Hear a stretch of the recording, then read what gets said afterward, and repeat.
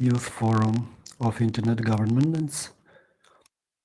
I would like to ask you, if you have any technical issues, send messages to the general chat.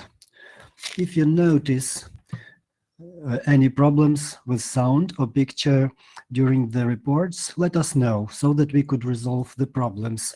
We are still waiting for several other participants. Let us have some general talk about the forum. Today we will have speakers from different international organizations. They will present us their programs for youth. They will be talking about different interesting topics. Please stick to the schedule and actively participate, dear listeners, because we will have some small prizes, and the most active participants will receive prizes in our raffle.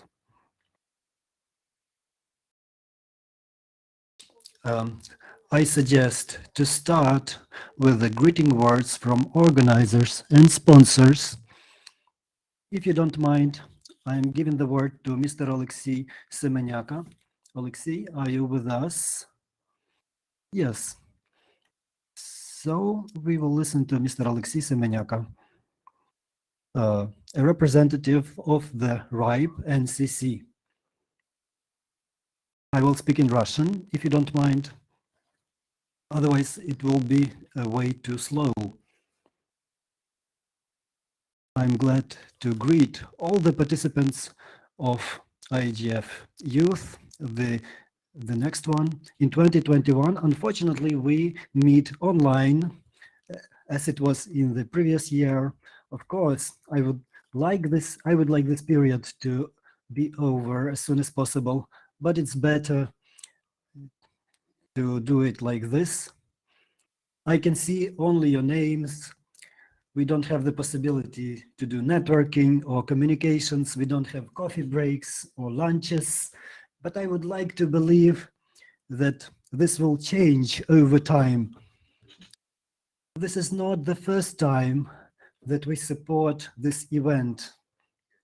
For us, participation in the IGF as RIPE NCC, our participation is very important for us, especially in the youth sections of IGF, especially in the Ukrainian IGF youth section.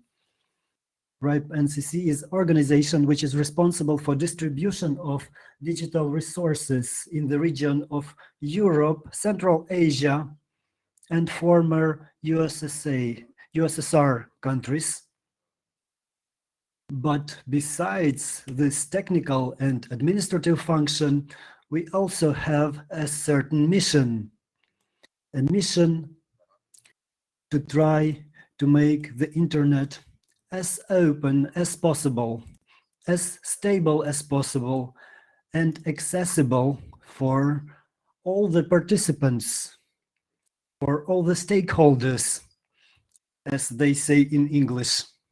In Russian, it is difficult to find an equivalent. In Russian, we will say participants, and the academic circles, academic society, student circles, scientific circles, scientific community, they make up very important parts of the participants that we work with. I would like to be very grateful, to say thank you to everyone who has joined. It's great to see some results of our participation, of our work, because we participate in organization and support of these events. And it's great to see that people really need this. And thanks a lot for joining today.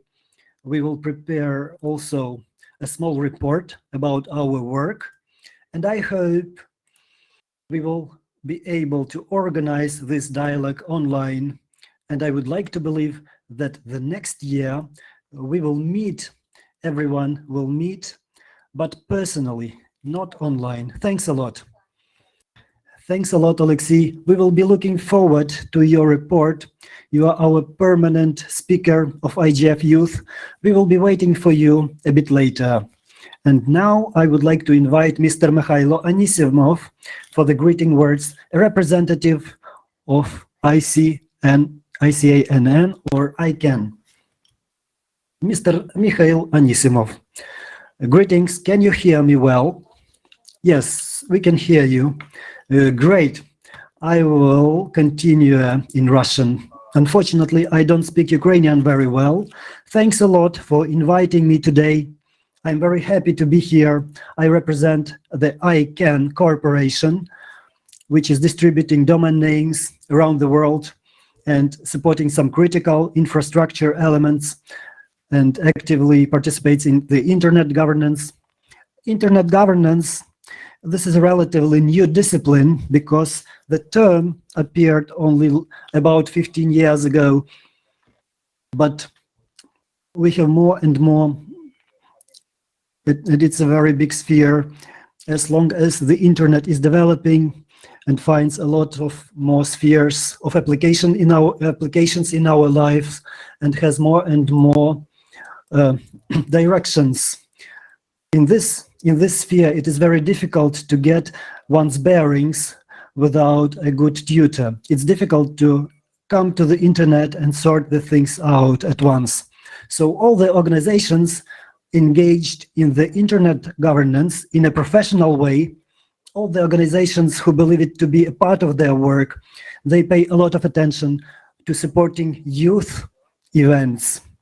Because the most important thing at this stage is to help people find their bearings in this sphere. What can happen here? What to begin with? Who can help you to open the first door, at least to get some general idea of what is this?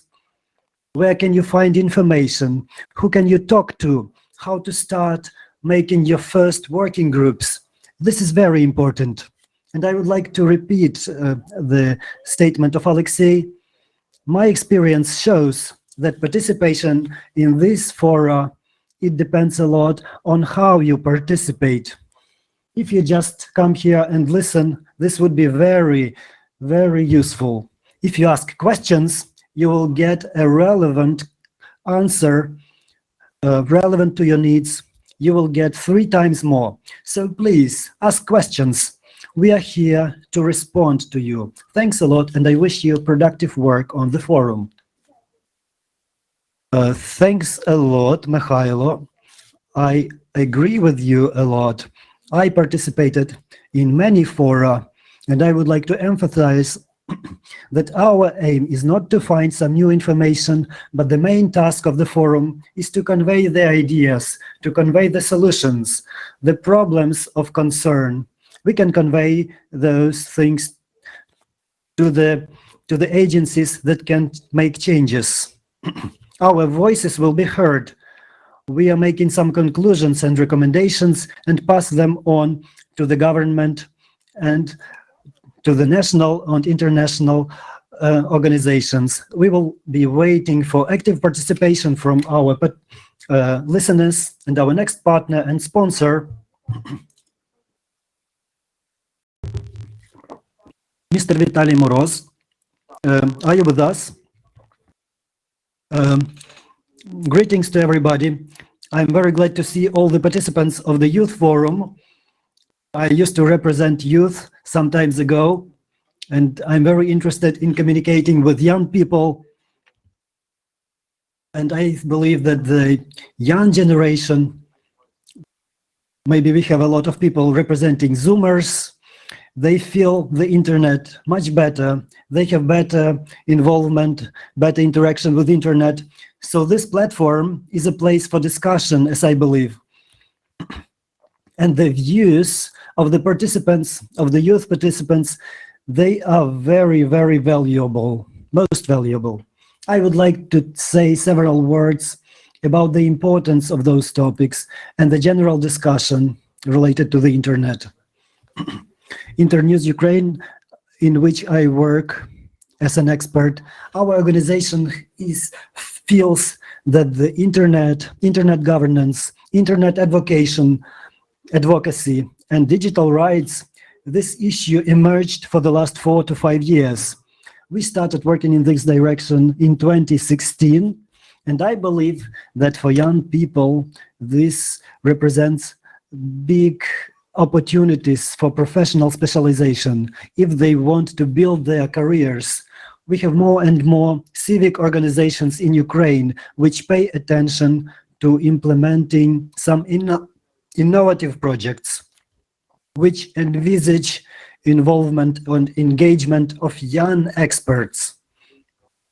So the average age of NGOs is about 30 years. We have a lot of young people, especially in the Youth Ukraine. They are trying to occupy the job positions, and they have the possibility to implement projects which would be very organic for them. I can name several projects organized and implemented by Internews Ukraine, which relate to the rights and regulations, to the legal interaction in the internet. We researched the use of internet technologies during the democratic movement in Belarus in 2019 and compared this with usage of internet during the Revolution of Dignity. This was our research. Also, during the last 2 years, we implemented and realized several projects to research Ukrainian legislation, the draft laws that could potentially influence the regulation of internet in Ukraine and domain names in Ukraine. Recently, we published the report on the research on the studies of personal data protection by the Ukrainian technological companies like Rosetka, OLX, Nova Poshta, New Post, Kyivstar, and so on. And I think that this perspective on engaging the youth, which is communicating every day with these giant companies, the youth perspective has to be decisive, because the building up of the discourse of the internet, of the future internet, it needs active involvement of the most active internet users. Essentially, this forum, in my opinion, will allow to build not only the vocabulary of directions, of possible directions of progress regarding the research and policies on the internet, but also this event will allow all the participants to think one more time whether they are interested in getting a specialization in this domain, whether they're interested in implementing some of their ideas. These ideas can be perceived by the NGOs, by the civil society, and promoted. So I would like to urge all the participants, I would like to tell you, any event is your time that you spend, and any event is very valuable.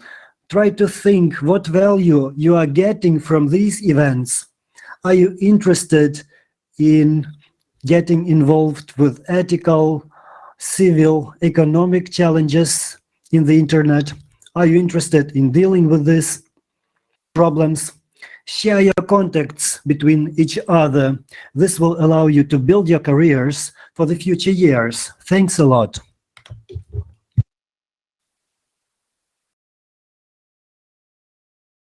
Thanks, Vitaly. A lot of young people have registered here, and they say that job opportunities in the IT and in the cybersecurity is very interesting for them. They would like to build their careers in these directions. You also noted several interesting points about your research of your organization. Thanks a lot for your information. We shall proceed our next guest, our next speaker. Can we hear Mr. Valentin Protopopov, or does he have any technical challenges?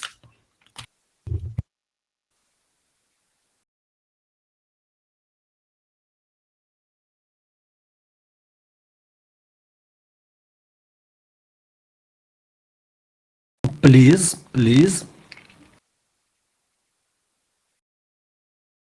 Yes, we can hear you.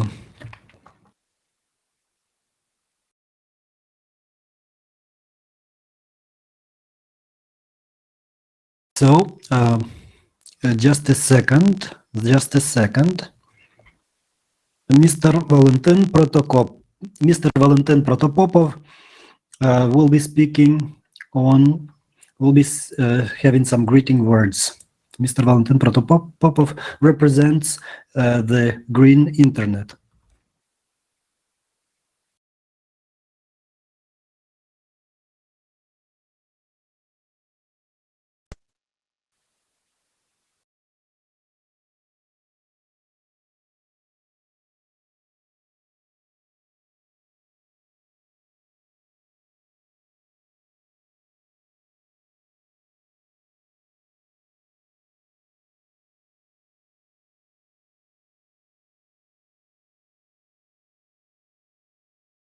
Yes, probably he will be able, Mr. Valentin probably will be able to join us later because he is having some technical issues.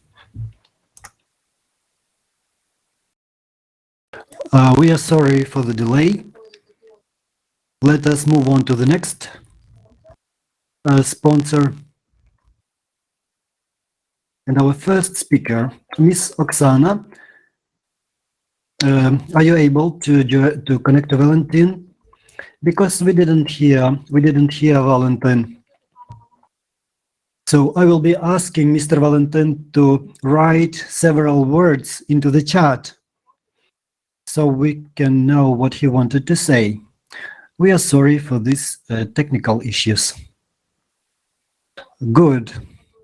So, if I may, I would like to give the word to Alejandro Preto. She represents the Internet Society organization. Alejandra will be speaking in English language. Alejandro, ви чуєте нас? Скажіть, будь ласка.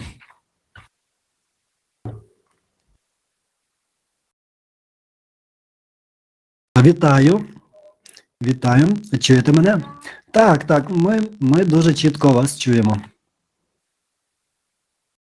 Тож, будь ласка, що ви могли б розповісти нашим слухачам про вашу організацію, про що ви сьогодні будете розповідати?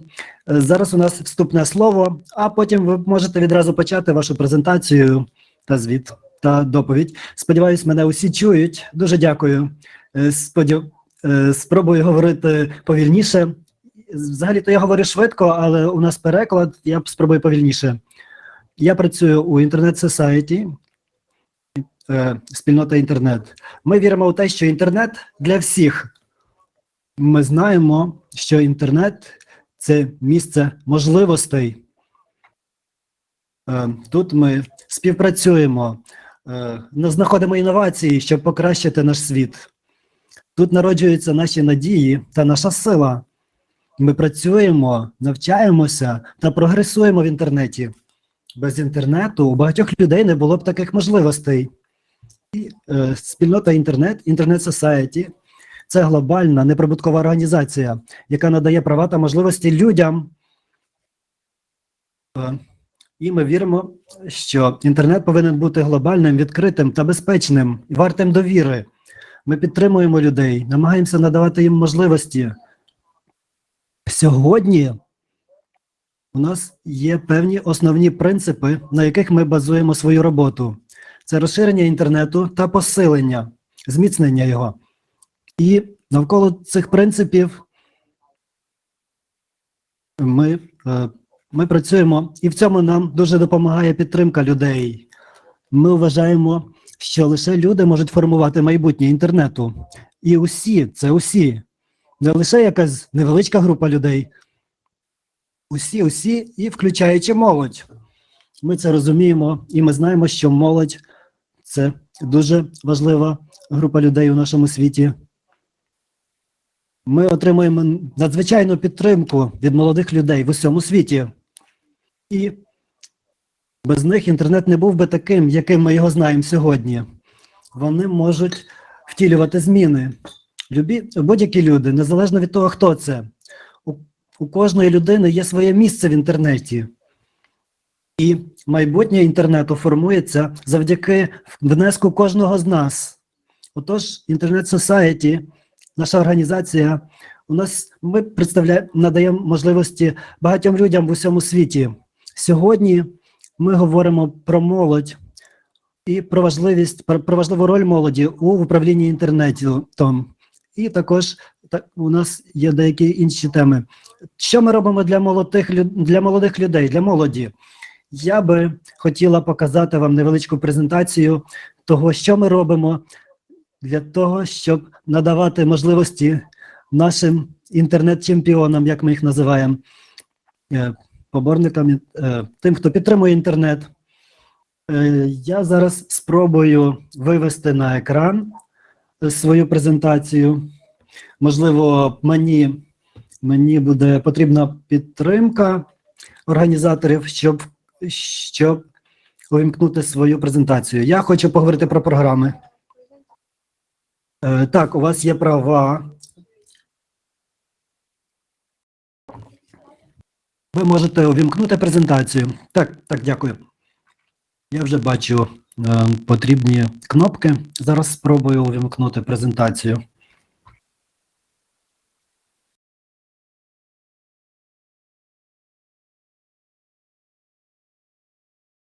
Тож, скажіть, будь ласка, ви бачите презентацію? Empowering Internet Champions, надання прав та можливостей ентузіастам інтернету. Так, ми бачимо. Чудово, дякую. Тож зараз я спробую почати. Як я вже згадувала, Internet Society, наша організація, ми додаємо можливості людям. Це дуже важливий принцип для нас. Ми розширюємо можливості ентузіастам інтернету. Наші програми нашої діяльності – це в основному онлайн-курси та наукові дослідження. Ось наші програми. Як я вже згадувала, у всіх є доступ до інтернету, і зараз ми можемо формувати інтернет. Звичайно ж, і наші програми розраховані на надання можливостей людям. Сьогодні у нас молодіжна конференція, але ми працюємо з усіма людьми в світі і з іншими групами учасників, стейкхолдерів. І для цього нам потрібні ентузіасти інтернету.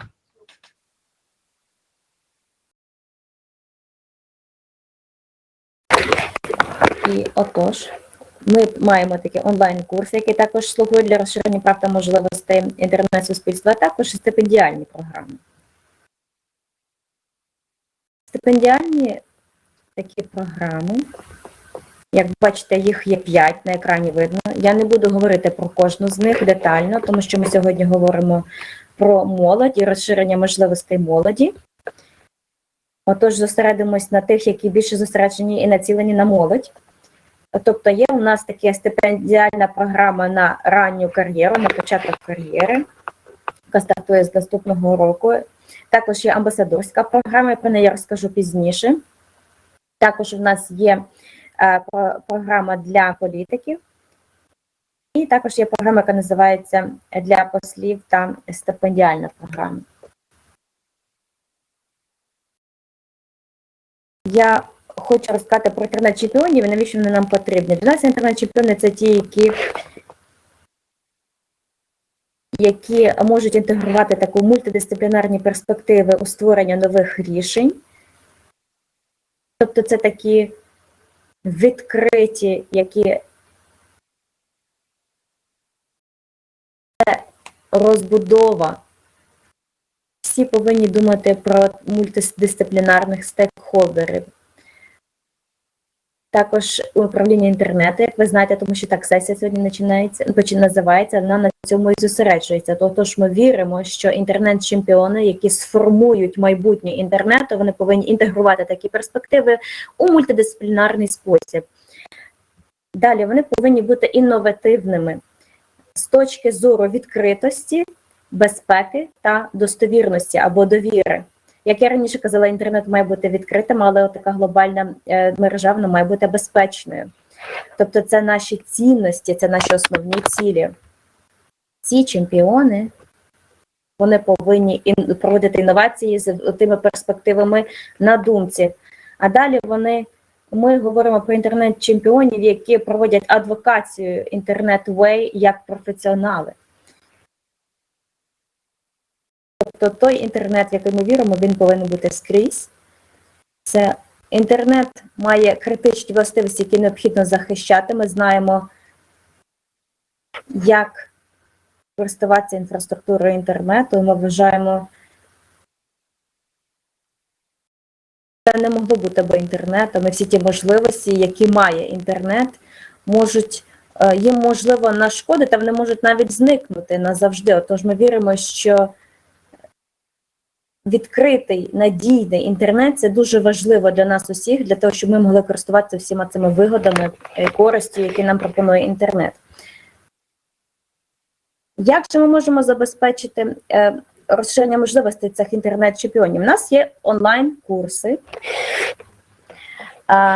курси інтернет-суспільства, в залежності від профілю. Це може бути розвиток технічних навичок, наприклад, робота у мережі, також призначення різноманітних таких технічних форматів. Тобто всі, хто хочуть покращити якісь технічні навички, я рекомендую вам пройти ці курси. Вони всі доступні для всіх на нашому веб-сайті інтернет-суспільства. Тож, якщо хочете підвищити рівень технічних навичок, долучіться до одних із цих курсів. Далі у нас є курси, які є для обміну знаннями, бізнесу, політики та технічні навички. Тобто це таке поєднання, комбінація всіх із них. Я вважаю, що це дуже важливо, особливо, дивіться, якщо поглянути на сьогоднішній нашу зустріч по управлінню інтернетом. Якщо ви хочете в цьому розбиратися, і щоб це було зрозуміло для всіх, отож молодь може пройти ось такий курс по управлінню інтернетом. У нас всі ці курси в нас в 3 мовах: англійська, іспанська та французька. А цей курс є навіть арабською мовою. Але вони, як правило, всі 3 мовами. Також є курси, які ми використовуємо для того, щоб показати, як ви можете подати заявку на отримання якогось гранту. У нас є фундація, яка видає гранти всім тим, хто подає заявки. Ну, відповідно до певних вимог, звісно. Якщо вам цікаво дізнатися більше про нашу фундацію інтернет-суспільства. І є в нас також курси для того, щоб розбудувати адвокаційні навички. Це курси по кодуванню, шифрування. І я вважаю, що це такий must-інструмент. Якщо ви хочете знати більше про шифрування, будь ласка.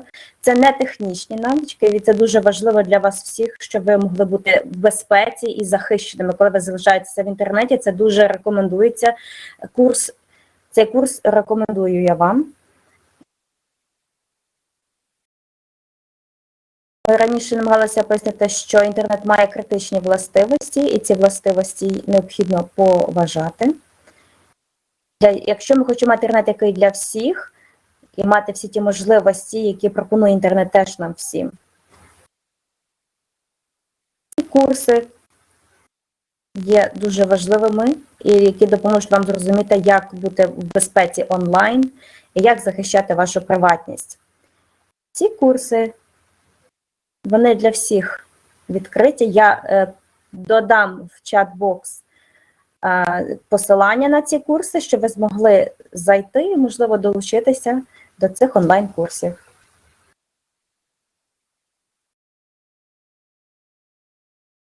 Тепер дозвольте мені поговорити про одну з ключових програм, яку ми маємо для молоді.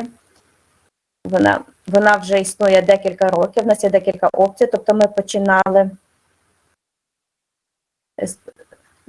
різні назви цієї програми. але в 2019 році ми їх всі поєднали і назвали їх амбасадорська програма для молоді по управлінню інтернетом. Тобто кожного року в рамках цієї програми робиться дуже багато. Тобто вона може мати великий вплив на управління інтернетом, інтернет-суспільства. Проводиться тренінг, під'єднання до мереж у сфері управління інтернетом, вони отримують доступ до платформи. І оскільки більшість з вас тут молодь, я гадаю, ви можете зробити так, що ваші голоси будуть почутими. Це основна мета. І ви можете підняти, можливо, в інтернеті озвучити якісь проблеми, які для вас є дуже важливими. Навіть небагато було молодих людей, які, звісно, долучалися, а навіть коли долучалися, то не всі були дуже активними. То ми зрозуміли, що можливо, в них немає достатньо кількість можливостей, знання, експертизи, інструментів. Отож, ми склали цю програму для того, щоб дати їм ці інструменти, дати їм цю платформу, де вони зможуть висловлюватися і навчати їх. Тому що коли вони долучаються до форуму з управління інтернетом, впевненість у тому, що вони будуть розуміти теми, і що вони зможуть виступати і робити свій якийсь внесок на цьому форумі, і приймати участь у дискусіях. Саме тому ми вважаємо, що це дуже важливо. Зрештою, наприкінці цієї програми ми розширюємо можливості молоді піднімати озвучувати ті проблеми, які вони вважають на глобальному рівні, і ставати інтернет-чемпіонами. Це довгий процес із 3 елементів. Ви маєте спочатку подати онлайн-форму, далі це 3 фази процесу відбору, 4-тижневий онлайн-інтернет-курс, далі написання роботи. Як тільки вас обрали,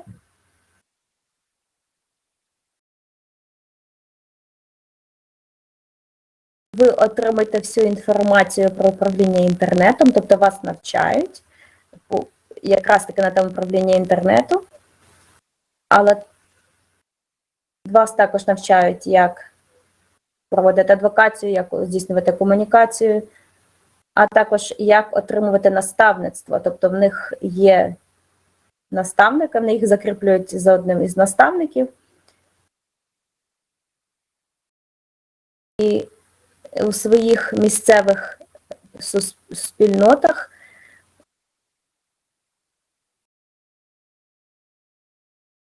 вони отримують такий вплив, який від свого наставника, який не лише допомагає їм в управлінні інтернетом, а й взагалі і за його межами.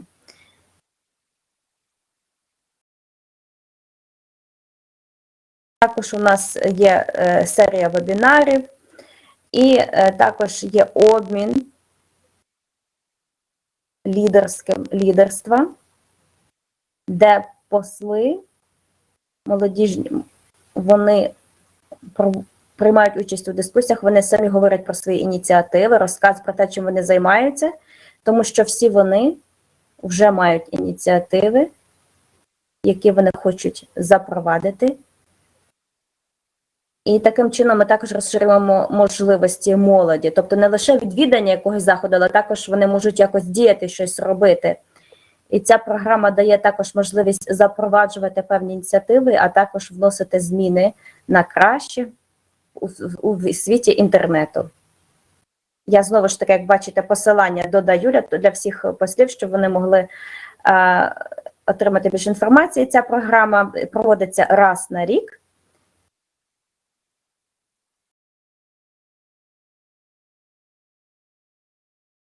Ви можете подаватися на наступний рік, починаючи з червня. Тобто є півроку, коли здійснюєте процес селекції, відбору. І обирається 30 таких амбасадорів. Якщо ви хочете податися,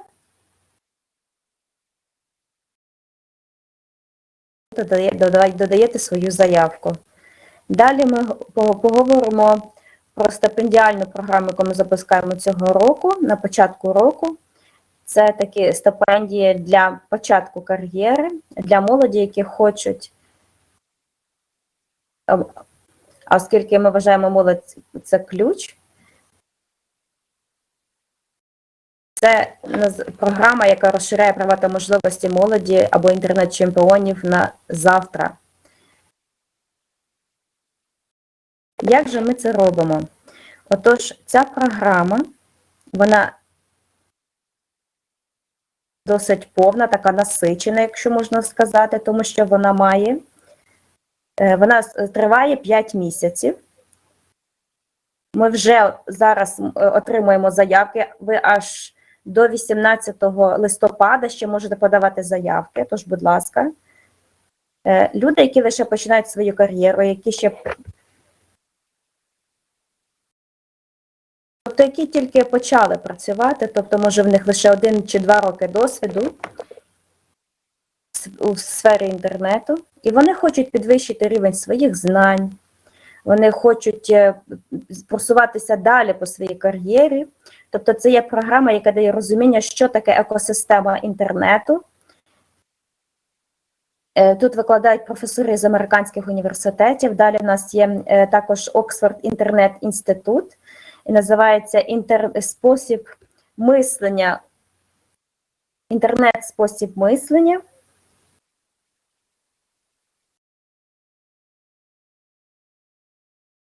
Таке заглиблення в того, що таке інтернет, як він працює, його технічна архітектоніка, політика, застосування, правила, які діють в інтернеті у всьому світі.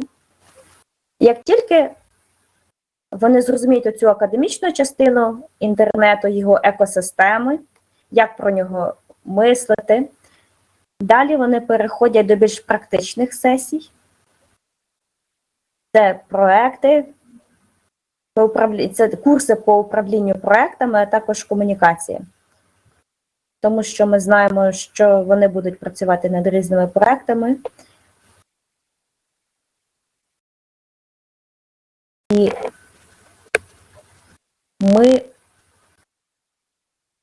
ми зосереджуємося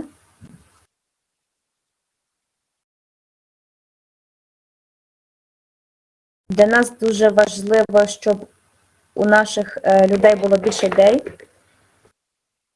а також дуже важливо ці адвокаційні курси, які розказують вам про те, як просувати ваші проекти і як можна здійснити вплив в вашій спільноті, а також ті проекти, які передбачають інформацію від лідерів, як не подаватися на гранти. І в кінці десь 23 листопада, про 3 години на день, де ви будете презентувати свої проекти, дізнатися, як можна залучитися ще більше для того, щоб розширити свої можливості ще більше.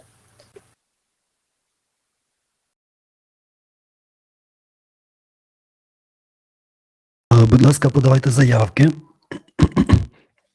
Також я думаю, можу відправити вам запрошення, щоб ви могли прийняти участь і побачити, що роблять наші стипендіати. Усі вони отримують менторську підтримку з нашої спільноти інтернет-суспільства та від наших партнерів. І вони нарощують свої навички співпраці, а також проведення презентацій. Це зараз проходить у віртуальній атмосфері, як і всі наші програми. Через епідемію COVID ми нікуди не відправляємо людей, нікуди не їздимо, не проводимо особистих зустрічей. Але, тобто, поки що усе онлайн, можливо, все зміниться у майбутньому. Одна частина починає роботу у січні, з січня до червня, і друга частина з липня до листопада. Будь ласка, подавайте заявки, якщо ви зацікавились цими програмами. Ви можете зробити це на початку року або в середині року, на ваш вибір. Я не буду зупинятися про програми на наступний рік, але у нас будуть також напрацювання професійних навичок для людей, які вже у середині своєї кар'єри. Також у нас є програми по розробці політики. Зараз я поговорю про МАНРС, про програму стипендіатів та амбасадорів. Це найбільш технічно спеціалізована програма. Вона розділена на кілька груп. Це є амбасадори або посли і стипендіати. Амбасадорська програма МАНРС, вона досліджує норми безпеки, вони надають менторську підтримку та керівництво окремим стипендіатам. Якщо ми говоримо сьогодні про молодь, ви можете стати стипендіатом програми МАНРС, якщо ви вважаєте, що ви цікавитесь питаннями безпеки та технічними питаннями. Ми намагаємося залучати молодих лідерів. Ви зможете покращити свої навички, попрацювати у різних оточеннях у сфері безпеки і також над інфраструктурою. У цій стипендіальній програмі є 3 напрямки: навчання, дослідження та розробка політик. Усе це є на нашому веб-сайті. Я надам вам посилання. Якщо вас зацікавлять ці програми, будь ласка, ми рекомендуємо усім молодим людям, хто цікавиться технічною стороною. Зараз я хотіла б спинитися. Ви можете подавати заявки на навчання, на стипендії, отримати менторську підтримку. І я зараз зупиняю презентацію. Сподіваюсь, усе вийшло. І ви бачите вже логотип конференції. Хочу ще раз подякувати за цю зустріч сьогодні, за цей захід. Ми справді віримо у молодь. І надання, розширення можливостей молоді – це один із наших основних принципів нашої організації «Інтернет-суспільство». Якщо ви бажаєте приймати участь у наших програмах, будь ласка, долучайтеся. Зараз я в чаті надам різні посилання на усі програми, про які я говорила. А також я дам свій імейл, якщо ви захочете зі мною зв'язатися, якщо ви захочете отримати додаткову інформацію чи якісь пояснення. Дуже вам дякую. Залишаємось на зв'язку. Дякую.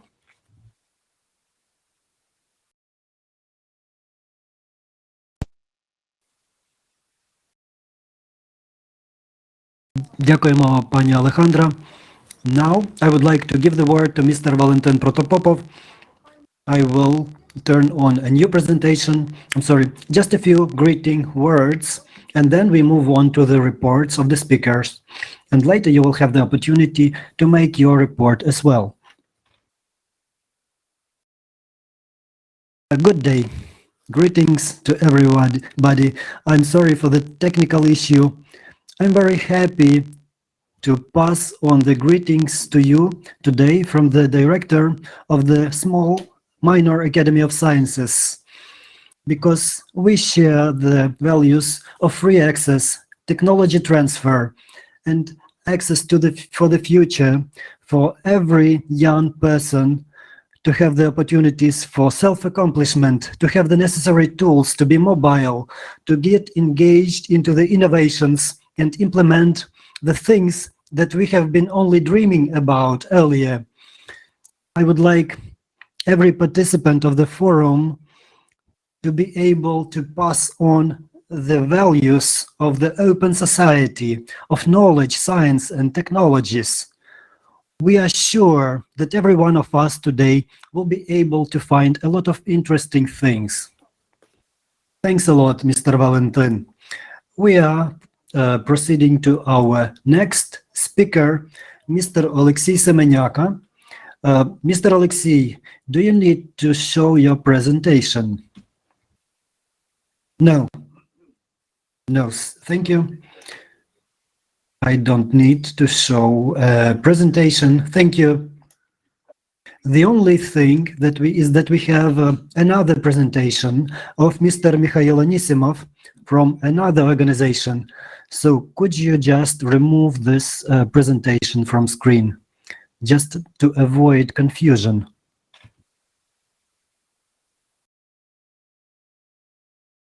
Right, if you can hear me, please remove the presentation in order to avoid the confusion.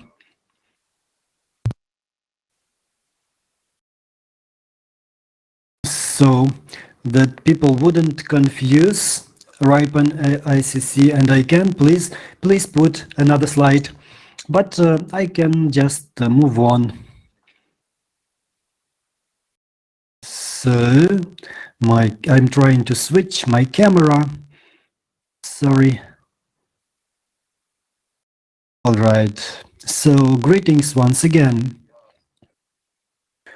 Right now, I will tell you a few words about our programs, but I would like to tell you, first of all, to tell a few words about the theory and practice. What RIPE NCC is, what is our structure, what is the logic of the emergence of youth support programs. During the opening words, I told that RIPE NCC is the organization which is responsible for distribution of digital resources in the region. This is one of the 5 global regional internet registry organizations. And first of all, the resources that we are distributing, these are IP addresses, IPv4, IPv6, web addresses, and autonomous systems. In other words, for our regional organization, our region is Europe, Central Asia, we cover, and a portion of the Middle East and former Soviet Union countries. So in order for organization in our region to be a self-sufficient participant of the internet and have as small dependence as possible on other participants, this organization needs to get their resources in the register, that is to say, from the RIPE NCC. Therefore, RIPE NCC is the organization that is servicing the communications operators, hosters, data centers, content owners, content holders. We service e-commerce companies, and so on and so forth. So every company which needs to be represented in the internet, represented online in their business, independently, they receive the services from us. And how this is structured? They need to be a member of RIPE NCC. RIPE NCC is not an authority. We are not an organization existing within the framework or within the hierarchy. We have not been appointed by anyone. This is a membership organization, a non-commercial organization. We are registered in the Netherlands as a membership non-commercial organization. It is governed by its members. So the communications operator, for example, Adamant, which has provided their resources to conduct today's event, they are a member of RIPE NCC. And the Adamant company has a voting power in the RIPE NCC. They can vote for this or that solution. They have the right to suggest new solutions. And RIPE NCC, it is based on the collegial principle of decision-making. The decisions are taken by the member organizations. So, in our region, we have more than 20,000 of those member organizations. and about 500 of those are based in Ukraine. So Ukraine is very well represented in the RIPE NCC. This is a very big part of the community, and the members of RIPE NCC, they determine the rules of funding distribution. So the organization is spending its funds according to the instructions from its members. And in this regard, it is very important to tell you, to explain to you the second part of our work. The Articles of Association of RIPE NCC states, so the charter states that we are a secretariat of the RIPE community. There is a difference between RIPE NCC and RIPE.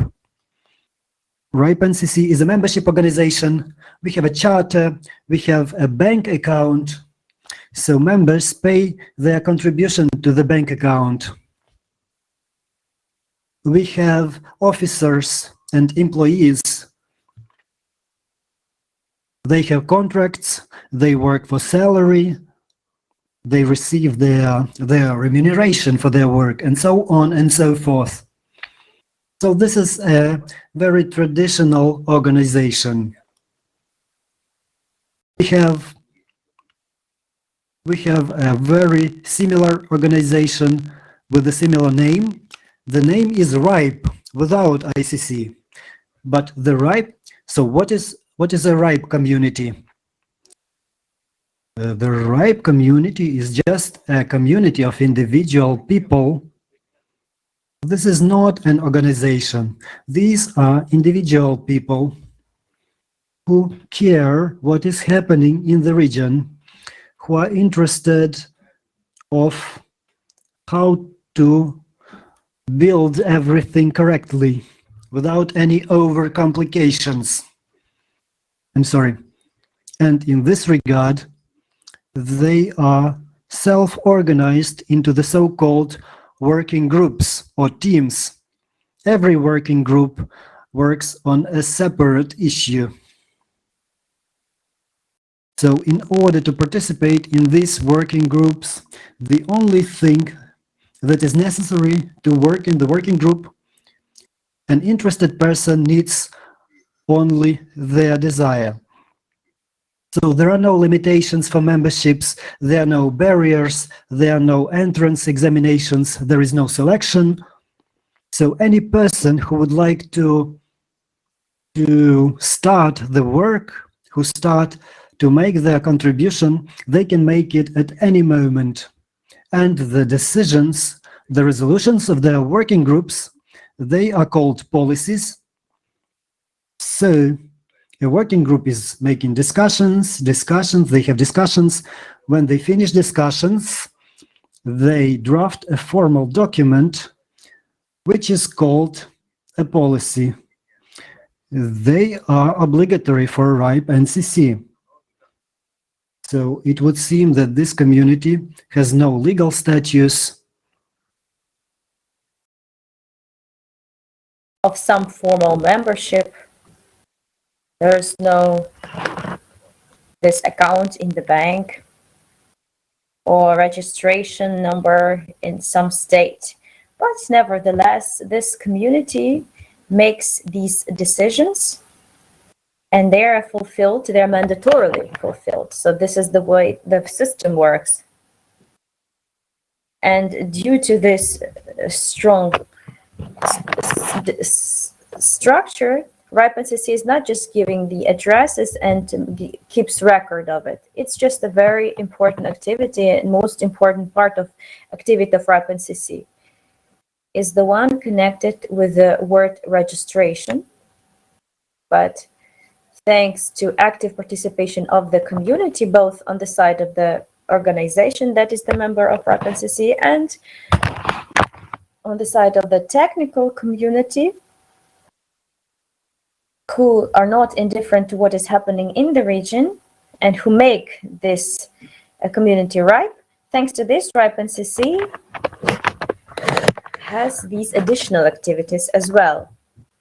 Mainly, RIPE NCC has its big internal R&D. research and development department, creating new tools that does the research of the internet. And it's very logical that RIPE NCC couldn't just pass by the academia scientific community with whom they are conducting research as well. And of course, they made some connections. 5 years ago,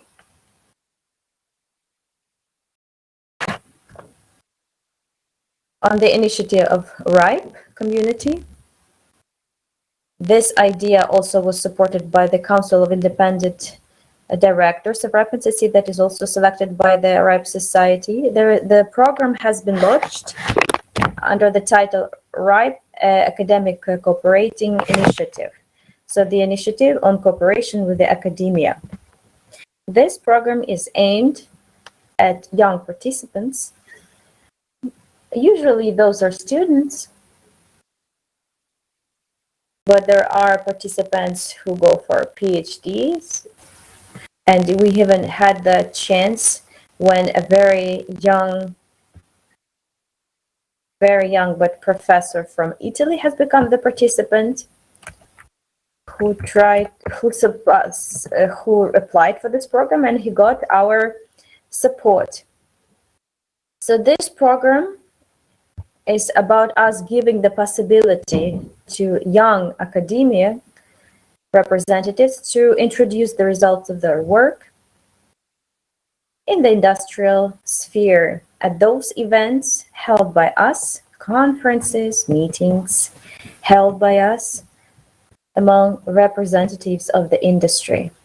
It is a very important thing, and we shall speak about it. If somebody did not register and is interested, tomorrow and the day after tomorrow we'll have the big all-Ukrainian IGF that is not limited only by youth. Those are participants of any age, and there we shall speak a lot about the internet standards. It's a very interesting topic. It's going to be the last session on Friday, so if you want, you may come. So it is important that the academic society had the direct connection with people who in the future will use these ideas in their work and who somehow apply it in practice. Because, you know, when it's on the paper, you know, it can be forgotten. So this kind of feedback is important. But apart from it being important for work, it's also important for the participants. The student after graduating from the university and the postgraduates after graduating, maybe they will look for work not in the academic sphere but in the industry. So it's important to understand something and to have some opportunities and have some connections to be able to demonstrate to the industry the potential. This is the opportunity that we give on the competition. We receive the finished papers or thesis prepared by the students, postgraduate students or young scientist is doing in the framework of his studies, of his scientific department. And if this work turns out to be very interesting, we have the selecting committee. Then the author can be sent to one of our or two of our events, of course, as he prefers. And moreover, this work automatically gets to the program committee of this event for consideration. And if the program committee finds this work very interesting, then it's included in the program, and he gets the possibility to, present it in front of the audience. One of the largest of such conferences is the RIPE meeting. And when it was offline, up to 800 people visited it. So it's a big audience from the entire region. All the communication operators and big players in the internet. And now RIPE meeting, there's the next one is going to be at the end of November. It's now online and it gathers even more people. It's 1,000 and something. So it's a wonderful audience to present your work in front of them, to hear some critics, to get some new ideas, to develop your reputation. But there is one very important limitation, and it's about the works that were already done. I mean, what people do in the framework of their duties. So they got the result, they added. There's a wonderful idea, but there is no, for example, what to do if you have a wonderful idea, but you have no possibility to implement it. Last year, in order to solve such problems, we started another version of RESI program and we added funds there, financing. And now there is a tender, a competition of tender of applications. And if the participant to the program has some ideas that he started implementing, he has some developments, clearly it's clear that it's a perspective topic, and this topic is in compliance with the key topics selected by the selected RACI committee. We have all of them on our website. Then you can apply to get funds, financing. And so you can be implementing these projects under the patronage of RIPE NCC. And if you get an interesting findings, you can present it to the audience, or even from some, stage. But another important part is that you can get some financing, but you have to give a good reasoning for it. And it should be noted, even though I know that in Ukraine there are many good and powerful education institutions working on those topics that we have on our website, we have listed on our website, so which are interesting for RIPE NCC, and to which our RIPE NCC is ready to give financing. Despite of that, we have very little quantity of applications from Ukraine. So I'm encouraging you to join this activity, and I'm asking you either to find this information all by yourself, because we have it all on our website, or to contact me and in some way to participate in the movement of this entire big region, because for Ukraine, this integration with other countries is very important. It's politically important and economically important. We are no United States that can integrate the entire world. So some integration projects are also important for you. So that's all for me. I am here at this event all the time. You can add your comments to the chat. You can contact me in any possible way. I'm ready to help you and answer your questions. Thank you so much. Thank you, Alexei. Yes, we will now give floor to another speaker. And if you have any questions on the programs of RIPE NCC, you can ask questions and add questions to the chat, and Alexei will try to reply. And now we would like to give floor to Mikhailo Anisimov. Anisimov, did you manage to download the presentation, or should I present it on the screen?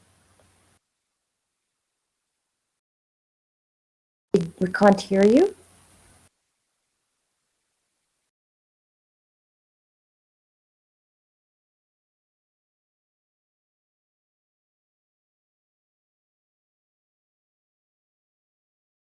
I do not hear you.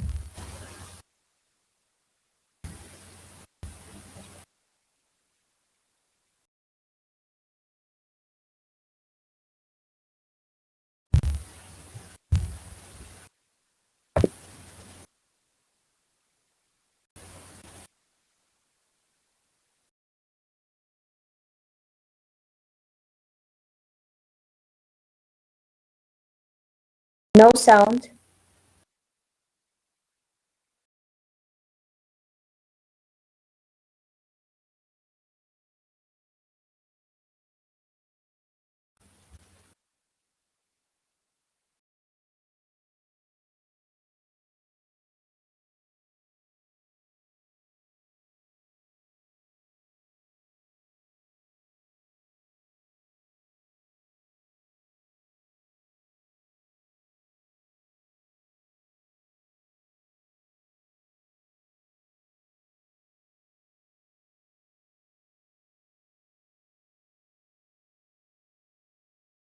So Mikhail is going to try to reconnect.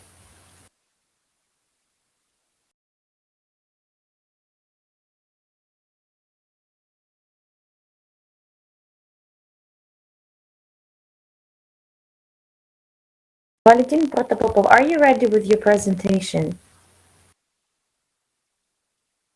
Yes, of course.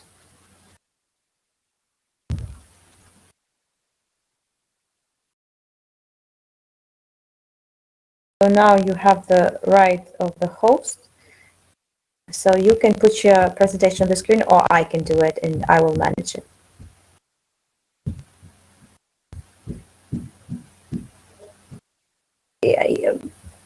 Please do it. It's going to be easier if you do it.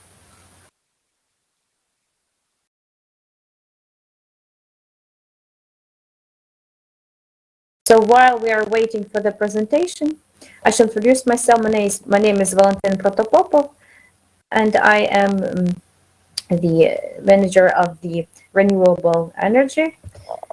And I'm heading, as you already understood in the beginning, the section on the smart technologies of the Kiev Academy of Sciences. A year ago, we have started the discussion. We have spoke about the importance of the renewable energy system and the autonomous of nature of these centers and different technological parts to provide free access to the internet and everything that is connected with the technology transfer on the basis of Internet of Things.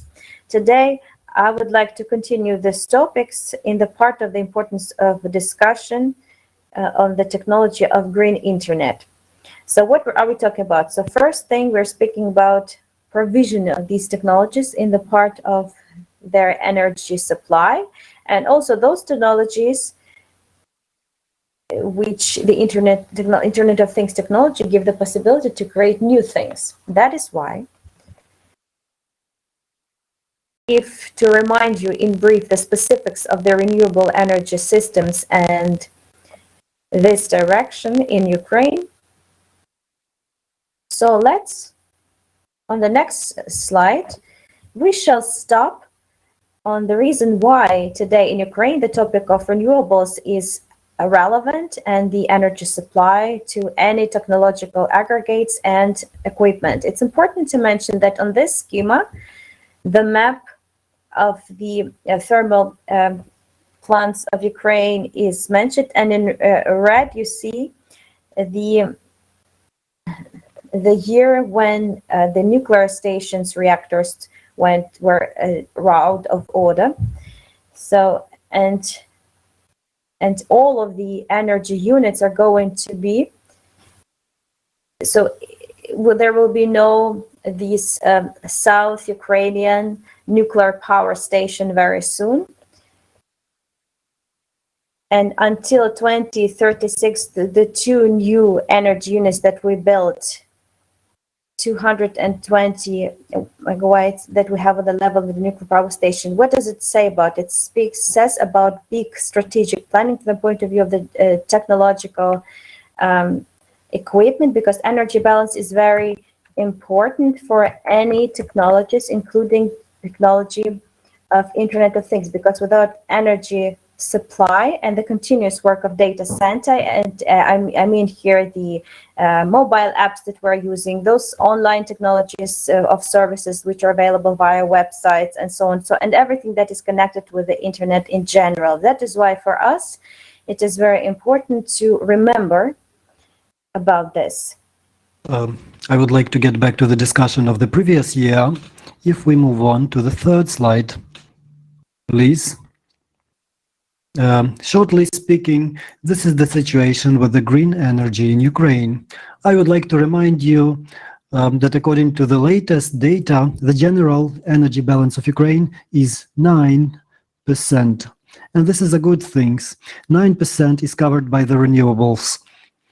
So for this, we can think to the system of the artificial stimulation, which started in 2016 and was actively developed until the year 18 because of the green tariff. So any implementation of this government regulations, including the green tariff, because we are not the first country and the only country. Well, in Ukraine, we had very huge green tariff. That is why we have seen the big growth. That is why it is called artificial stimulation. So any domain had to be developed by the market, but we have had some artificial stimulation. If we are talking about the green Internet of Things, we can see those directions in which technologies of IoT can be used. These are additional services, also exploitation or operations, because all the inverters work wireless, with wireless management, wireless control, and wireless data provision. You can manage your own private electric station, and because of IoT, you can control power generation, power consumption. You can control the indicators as well. If we are talking about the electric power generation, and in the heat generation, this system works as well. Why we are talking about green internet and the green Internet of Things? Because the Green Deal envisages passage to green technologies, and everything connected with the generation from the renewable sources. This is the strategy which forms part of what we have been talking with our aims for the 2026 and what the society is talking about. Because the system of renewables and the green technology, they are our future. They will provide us with the autonomous possibilities. We have been talking about this in the previous year, because any epidemic will cut people from work, and we cannot do anything about it. However, any atomic nuclear power station, they need a lot of human resources, as well as any heat station. So in the beginning, I mentioned the importance of the autonomous work of any technology connected with the internet, and as logical continuation of whatever is connected to the power generating station. Everything which is connected to the services, they need to be autonomous. If we get back to the epidemic period, we will be getting back to the epidemics from time to time. This is our new reality, and we need to get accustomed to this. We are entering the century of new epidemics, as some futurists say, and some scientists say about this with their own forecasts. It is necessary to understand this. If a system can work autonomously, if it can be managed remotely, it will give us the progress for the future. So I need to mention that the renewables system does not need a lot of human participation. I will stop shortly on the systems here. I will not go into much details, but it is necessary to understand that the wind energy, solar energy, everything connected to small hydroelectric power plants in Ukraine. We have a lot of those in Ukraine. In the last year, about 70 new hydroelectric power stations have been introduced, and also everything connected with biomass, biogas, and so on. So they are related to the renewables. So all those new power stations are autonomous. I just wanted to mention the kinds of power stations widespread in Ukraine. It is necessary to discuss these new modern technologies. Next slide, please. So when we are talking about the autonomous and energy independent society, this is what provides us the opportunities to make predictions, to make plans for the future. Therefore, the green internet is first of all the prospect which is necessary to our country today, as well as green technologies in general, to work independently, to be self-sufficient in the energy regard. I would also like to stop on those technological developments that I have the honor to be involved in. I would like to stop on the platform, Renewable Energy System Platform, and UA Solar. This is the application, the software. They are built on the IoT principles. They have either a mobile app or a relevant internet platform. Those technologies allow to remotely manage, design, and predict the development of renewable energy systems. So in general, these technologies that we are discussing today, they carry a huge importance. And in designing any new technological solutions or any other solutions, it is very important to understand this, to understand that autonomous work is our future.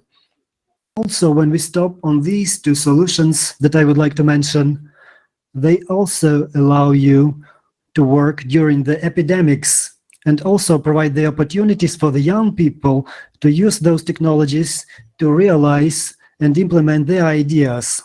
The Internet of Things is the opportunity for young people to create their own applications, technological and hardware solutions, and use them in the future.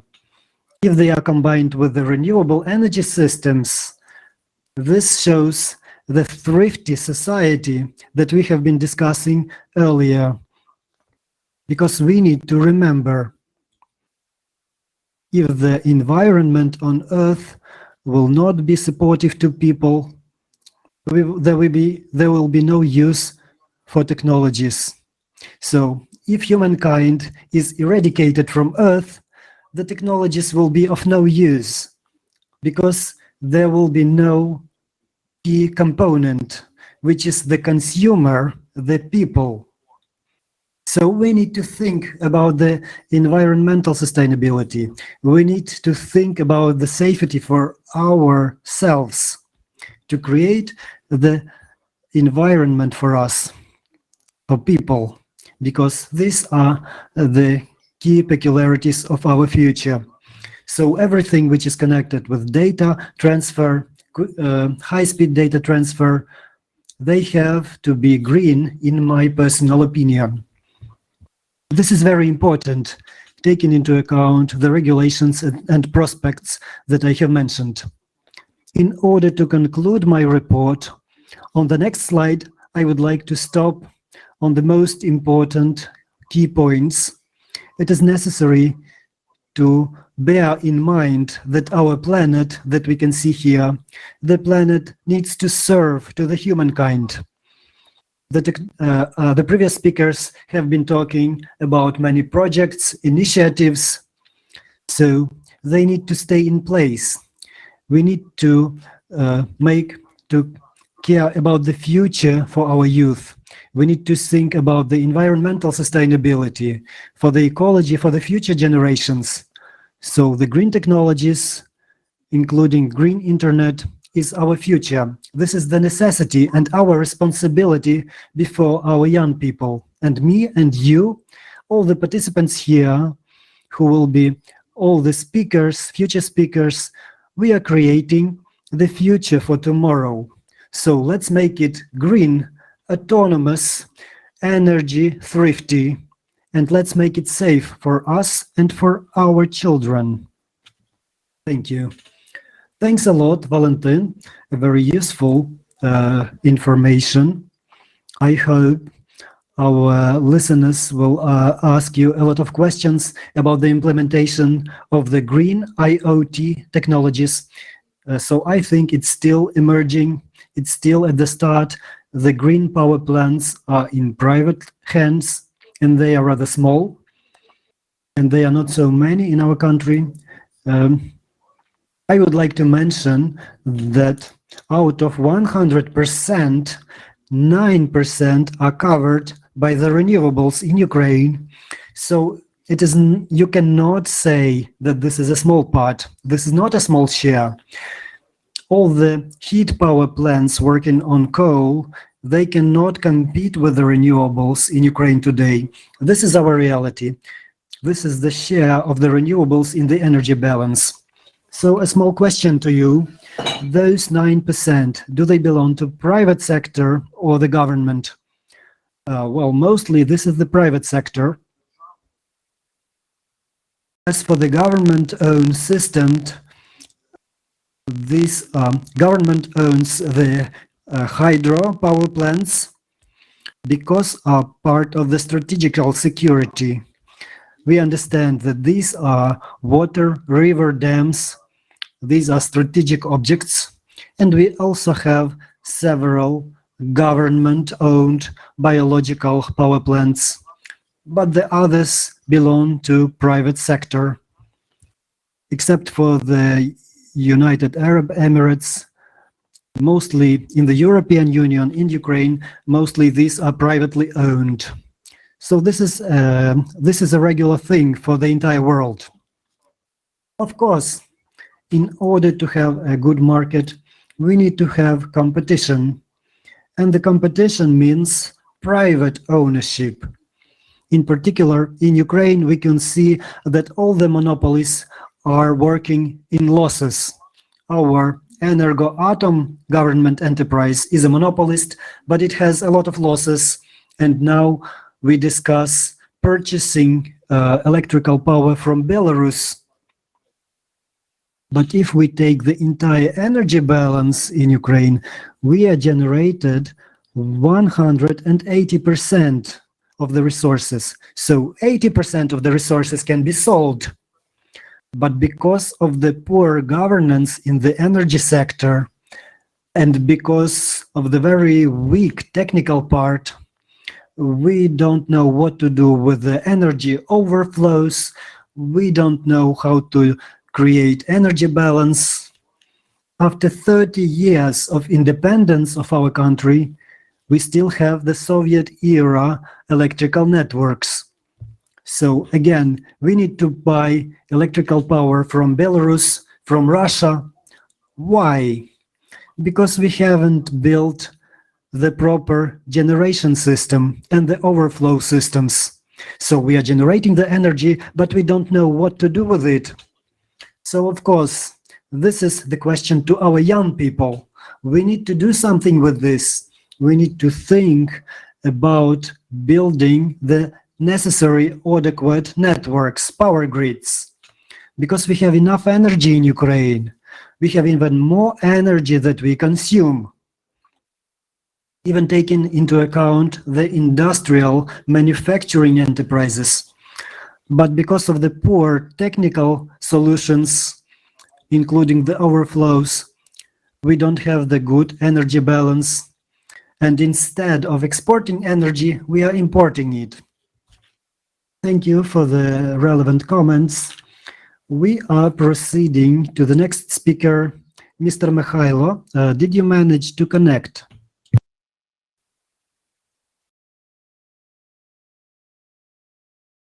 Yes, we can hear you very well. So look, your presentation is on the screen, and I'm giving you the rights. I'm giving you the rights of the host. So this is great. Great, I will just try to... All right, I can see this. Thanks a lot, let us begin. So hello, dear participants, once again, my name is Mikhailo Anisimov. For those who have connected later, so I represent here the ICANN organization. This is non-commercial organization that is translated as Internet Conference on Assigning Domain Names and IP Addresses. It works in the interest of the entire Internet of the whole world, with big number of different partners sharing these functions with. One of our honored organization is RIPE NCC, for example. Alexei has told about it a bit earlier. And we work with all the 5 registrations, and we work with the domain names. And so we work with those organizations which produce them or support them. For example, such as the country domains like UA, .ua, or domain of the upper level or general level that are not connected to any country or territory on UN classification, such as .com, .net, .org, and so on. Today, I will give you a few words about who we are, how we function, how we work, and about our organizational structure. And then I will tell you a bit about the programs we have for youth. So they are all very linked because our programs are the important part of work of our community that gathers around it and does some work. I already mentioned that we coordinate functioning the internet together with our partners. Domain names. What you see in the side of the line of the browser that has become an important part of the interface when you go to the internet that you see, and even right now when all the internet has logically migrated from the browsers into the apps. You know, on some of the mobile or stationary computers or into the Internet of Things, domain names still remain. Only because they are the most important part of the link. A link is the connecting part in the internet. We still use domain names, the DNS system, even though we do not see this when we open some app, WhatsApp, for example, or anything on our phones. It connects to its main server using DNS system in the majority of cases. Our mission, I have already mentioned about it. I'll just repeat and say that we support the core part of the root part of DNS. It's if somebody of the participants worked on some technical issues or were familiar with the internet structure, know that the root system of DNS, it's something that is in the base. It's the central and most important part of the domain names, which helps it all to remain as a single system and not to break down into several segments. Any segments, territorial, geographical, topological, and so on. It's something that holds it all together.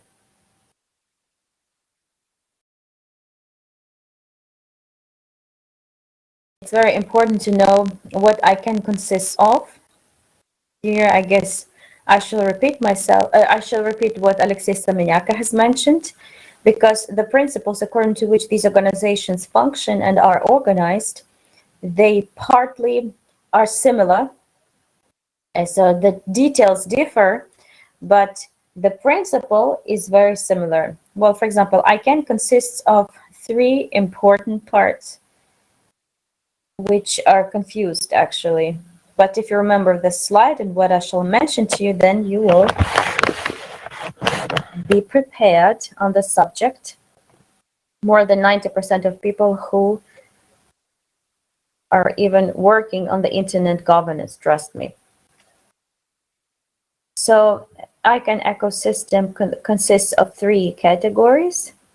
ICANN as a corporate, as a legal entity, the company where people work. It's the headquarters in the USA, in Los Angeles, with the offices all over the world, with the regional offices in big number of countries on all the continents. And there is also the board of ICANN, or it's called the board of directors. It's the external in relation to ICANN body of management. So these are the people who are not members of ICANN. I mean, they're not employees of ICANN. They do not get salaries. They do not subject to the director, but the board makes all the most important decisions. So they have to approve the budget, the plan of work, the report, make some amendments to policies and rules, and so on. And in this way, they are externally independent. So they are the externally independent audit and control. And the most important part, that is called the society. Who are those? These are you, all of us. The ICANN society are the people who work in some, spheres which are important for ICANN. Of course, mostly some are technical parts, because ICANN is a technical organization supporting the domain names, but it's also the employees of some government institutions like ministries. Also, these are the employees of corporations, business corporations, because we can imagine the impact of such organizations like Google or Microsoft or Amazon on the system of domain names, which gigantic resources are supported by them. So if they have any interests, wishes, or objections according to the current rules, of course, they have to be heard, only because this way we shall, in one click, improve work of domain name system in a very visible percentage. Of course, it's also the engineers and the scientists. This is the academia. So it's a big number of people working in different organizations, government, business, academia organizations, the CSOs, just the regular user who, apart from their main work, they volunteer to make internet better. And who, okay, for example, so you are developing some guidelines or standards, let's say, for the domain name systems. We have such a suggestion. Please take it into consideration, or we don't like this. Take this into consideration. This is the principle that is often called the bottom-up principle. And this approach, with the taking into account the opinions of the important stakeholders, or it's a multi-stakeholder approach, is something that is in the basis of work of many similar organizations like ICANN, RIPE NCC, and IGF movement that we participate in now, because IGF, as you know, it can be national, gathering stakeholders of some particular country. There are regional IGFs, for example, there's the European, the South European, Asian, African, and there's a global. So next global IGF will take place very soon, in the beginning of December in Poland. It's going to be also partly online and partly offline. So I highly recommend to participate, just to compare the way it is on the national, regional, or global level, because they're all interconnected and they give this understanding of how they are connected and where your place is. So as I have already mentioned in my opening speech, this is the world where you cannot just enter without a guide, because here all questions which this or that way touch internet, starting with the access to internet up to content, platform regulation, personal data. So it's an amazing number of questions that has to be that make the IGF agenda. So that's why, on the one hand, we see a few interesting tendencies where there is these disaggregation per different fields. When IGF mentions about the technical management of the internet, which is the new flow, and it touches those eco-structural questions for which such organizations like us is responsible. And other players always say about a separate maybe track, like for content, for personal data, and so on. So these are ongoing discussions, but they haven't been finalized yet. And now I will only speak about that track that could give ICANN in its expert field to those who are the beginners, who are only beginning this. We have fellowship and next-gen programs, fellowship and next-gen, and the program for the beginners. So the path itself. So I will have 4 slides where in schematic way it is shown the typical, trajectory for people, from the moment they go on the ICANN website and just shut it down very fast because they see many unknown abbreviations, words, some reports on the meetings, some work groups with very difficult names, and up till that moment when they're having some problem. So now in detail, I'm not going to talk about all of these 4 slides because there's a lot of text, but I think they will all be available to the participants. Anastasia will inform you how you can get them. You should go through it because it's a step-by-step instruction on how to do it, including all of the intermediate steps. And I will move now to some programs. So what is fellowship program? Fellowship, as you know, it is the word that has many meanings. So because it's on the one hand, these are people who study something, they follow something or dedicate their lives to. On the other hand, these are people who are somehow connected with each other, making being members of some network. Remember the Tolkien Fellowship of the Ring? It's the same fellowship we are creating around us. And these we created from people who get there. On the slides, you see links to short videos about 2 of our programs. Since this presentation will be available, go through it. There is a next gen program and the program for beginners. So how do they differ?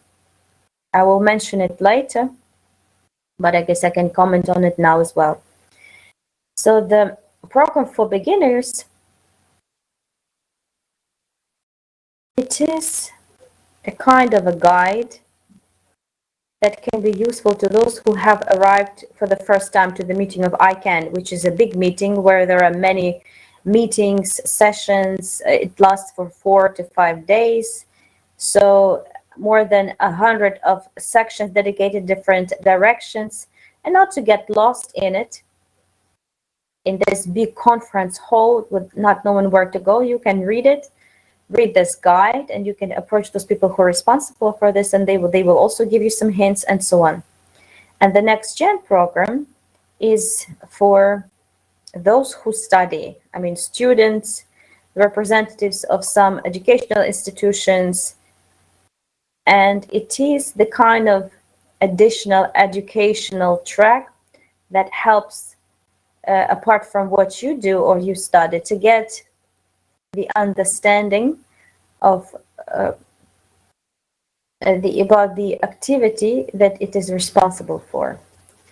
And the fellowship program is for people who is already employed in the questions of internet functioning in different areas of the internet, but mostly in those topics which are close to ICANN, because ICANN, for example, doesn't work with content or doesn't work on questions connected on the cables and so on. It's mostly focusing on unique identifiers like domain names. So if you work in something, with something that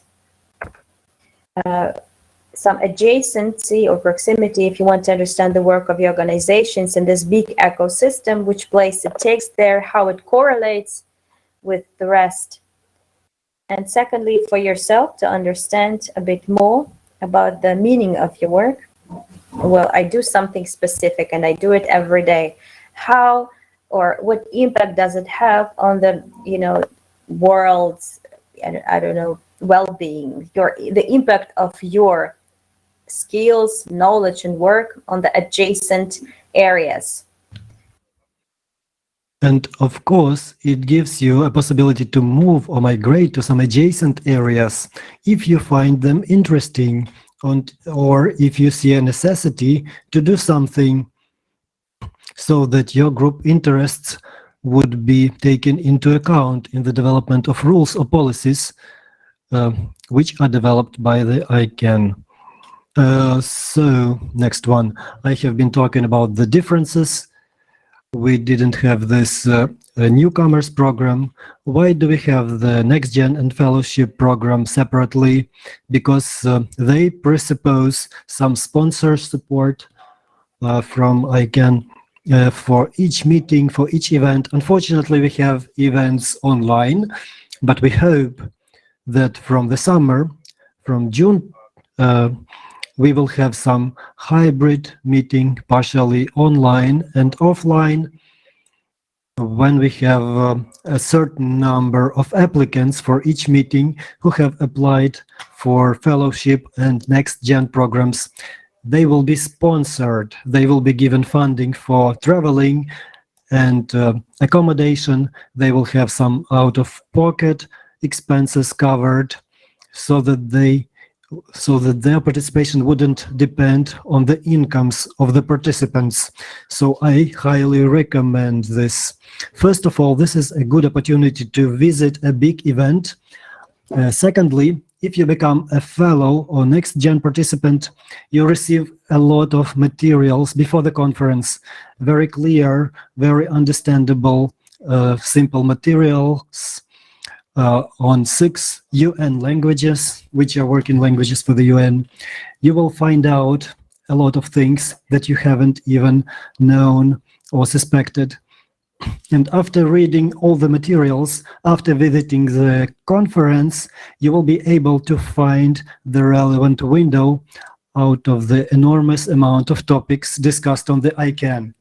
For example, cooperation with providers, to the informational security, to the work with national legislations of different countries, and so on and so forth. So you can apply any skills, legal, journalistic, human rights advocacy, security, encryption, protocols. Everything is highly demanded, in high demand. This is what I can tell you. So we have several links. Of course, you can use them after you receive the presentation. Another important initiative of ours, which would be very important, is named I Can Learn. This is a big portal on our website. It is totally free. You can just visit and listen to some courses, lectures, trainings. They are very short and very practical, very clear to understand. You can pass a small test and receive a certificate. If you become a participant of fellowship or next gen, you will pass some of the courses obligatorily on I Can Learn platform, because without this understanding, you will not be able to understand the conference. You will see thousands of people moving from one room to another, using some strange words, strange terminology. But after reading these materials, you will understand the work of those people. Even if you don't plan to visit the conference in the nearest time, or you are unable to visit or participate in the program, this will really widen your perspective.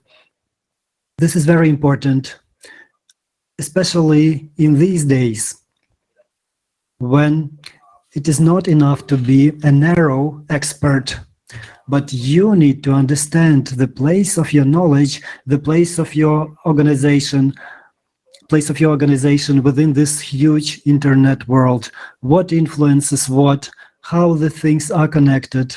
So I highly recommend this, and I think this is very relevant for all of us. Probably this is it. If you have any questions, I will be happy to answer.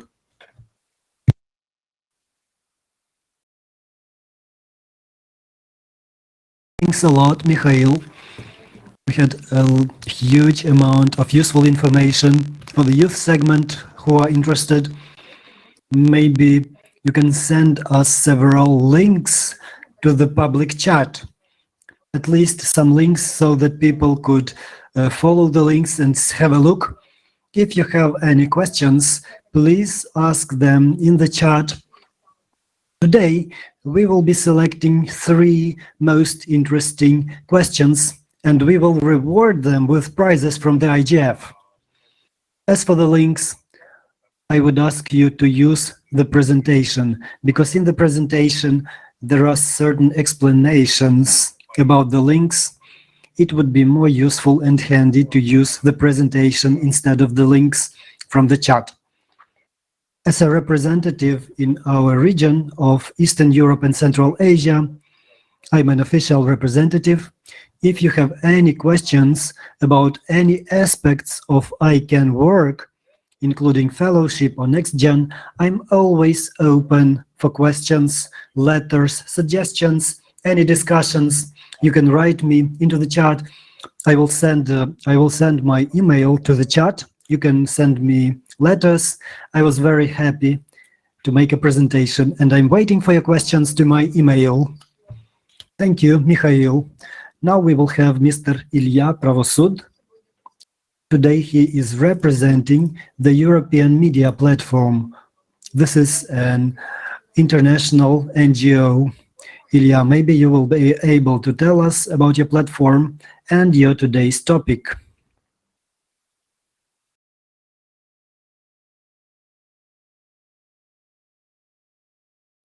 We are not able to hear Mr. Ilya Pravosud.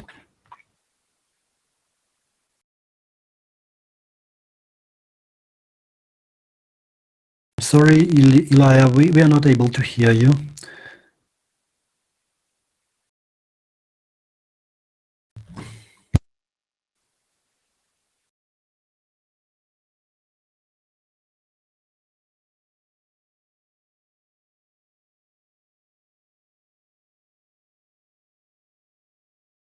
Ilya, we cannot hear you.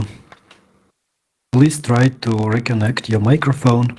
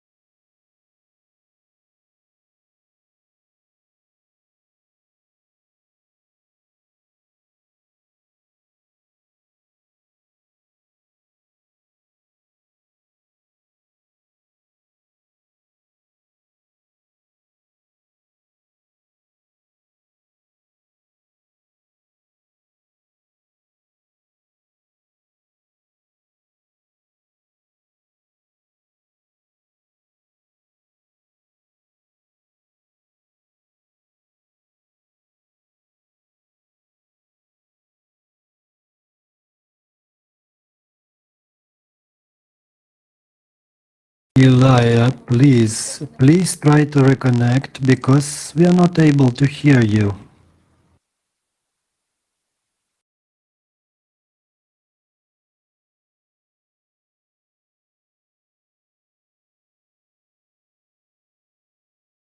Can you hear me now? Yes, please start all over again because you are muted. Yes, of course. So, greetings to everybody. I'm very happy to participate in the 4th Youth Forum for Internet Governance. I will speak Ukrainian. Once again, this event is very important. I would like to cover a very important topic on cybersecurity from the perspective of the Ukrainian youth.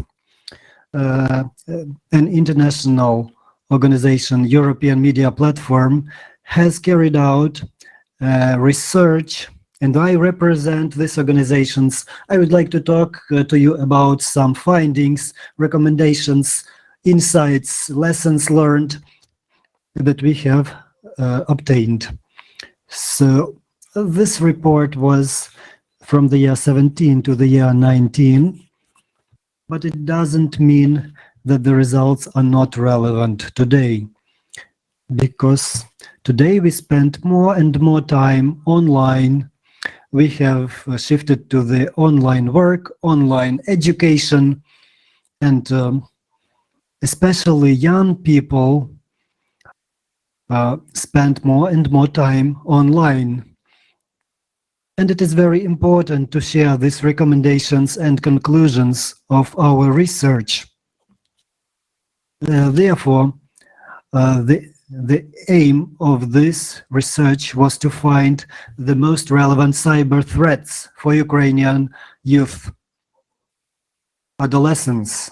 And a very important stage was to see if the young people understand the real danger that they can encounter online. We were trying to find out whether young people understand the tools to counteract the threats, how to counteract the threats in the cyberspace. So the research had 3 stages. It was participated by around 2,000 people. Most of them were school pupils, 1,500 school pupils and 500 teachers in schools. So the results. Most of the respondents, 68% of pupils and more than 60% of teachers, they had experienced cyber threats in their lives. It is interesting to see that the share of teachers is higher here. This can be explained that they have larger experience of using internets, and also when young people encounter cyber threats, they don't always understand that they are in danger of cyber crimes. The most widespread cyber threats outlined by the participants were viruses, piracy, spam, fraud. So like some usual threats that have become very common in our days, and we need to understand when this is happening to us. And of course, we also need to inform people about this, to prevent this, to avoid this.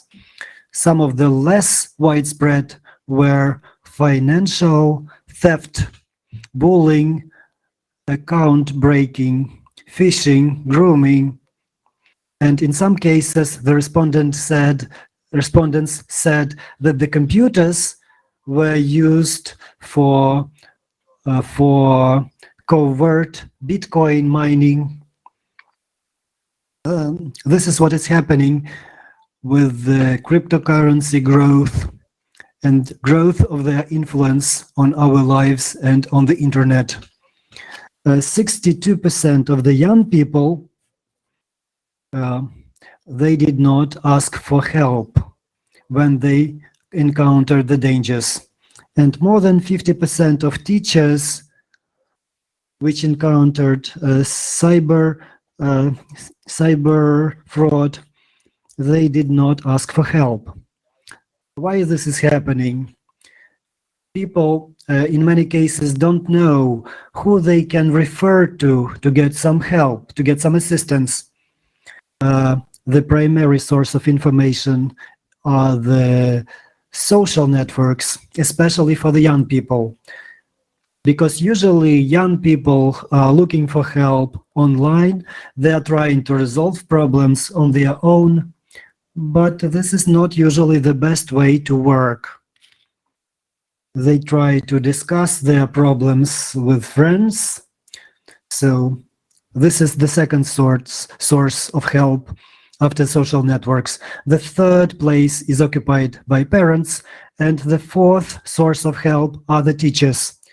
There were very rare cases when people referred for help to the law enforcement agencies or hotlines, telephone hotlines. So this is a very small share for these organizations, because this is their profile of work and they can really help in case of some serious threats, in case of serious questions. And as for the conclusions and recommendations of the above mentioned that I have mentioned, today the state does not have its own hotline over cybersecurity, mainly for children. There can be one single national children hotline by La Strada of Ukraine, but this organization doesn't get support from the state, or almost doesn't get this support because of lack of human resources or funds, and they work short working day, and you have to address them, also to contact them in a specific timeline. Many speakers have spoken today about the multi-stakeholderism, which means that it is necessary to approach this problem in a comprehensive manner. So it's important to solve this problem together, and applying common efforts by the Ministry of Education and Science, CSOs, private organizations, law enforcement bodies. And to do this, you have to also engage the media providers, operators, educational institutions, those who have impact on these matters, those who can help somehow when there is a cyber threat. They all have to discuss these questions together and work on the solutions.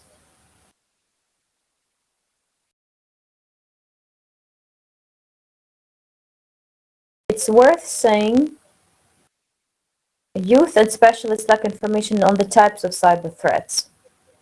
So as I have already mentioned, if you don't know the data of how it acts, then people can give out some personal information, or also generating information their friends and relatives, which only makes the situation worse, and the perpetrators can use it all to forge documents, so even for loans, to steal money. That's why it is important to give more information, to give more resources to all this. And it is necessary to develop the risks model and the algorithm of counteracting cyber threat. And it is important to hold regular surveys, especially of youth, given to age, education, and means of access to the internet. And we shall emphasize that it is necessary to use multi-stakeholder approach, and all the resources that can be in place, they should be applied. So cyber police, sociologists, the public community, business, and the youth themselves are to participate in it. Youth has to be recognized as a separate stakeholder group because they are the future, and the youth is to define the further way of things, and they need help to do it. As Alejandra said, that another important step is involvement of youth, and so creating the conditions like forums, platforms, increasing their confidence in themselves. So youth is to be given certain means, and they have to,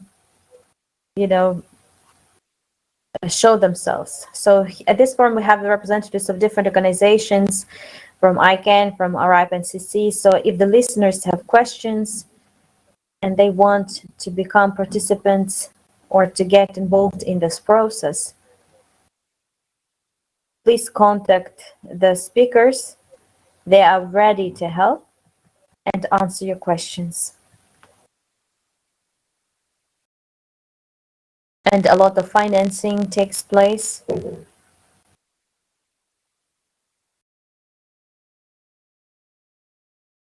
And also, youth doesn't understand the risks of use of the Russian social media. They do not realize this danger. And a lot of Russian pirate software and because of the Russian social media, the special services get information about both about the user and his friends and relatives. And as for the today's situation with Russia, this can be used as propaganda, and you can even define the location of this person. So youth is to understand the consequences of use of Russian social media and bootleg software. And 71.6% of the respondents in the survey, they continue using the Russian social media. 23% are not using them anymore, but they still have accounts. And only 4% of people have deleted their accounts completely and are not using these media. It is necessary to develop the information campaign that is going to inform about all these things. And everyone, those who can get part of it, all the stakeholders have to make their own contribution to this. And as I mentioned before, youth doesn't have data, cannot find information about cyber threats, and cannot protect themselves from them. And more than half of the respondents admitted they lack knowledge and need to know more about cybersecurity. But 62% of respondents don't know where and how it can be done. Once again, youth is trying to deal with it on their own. They're looking for the ideas in the social media, but not all that information that can be found there is true, because there's propaganda, and they are to use as many resources as possible to obtain true, verified, and useful information.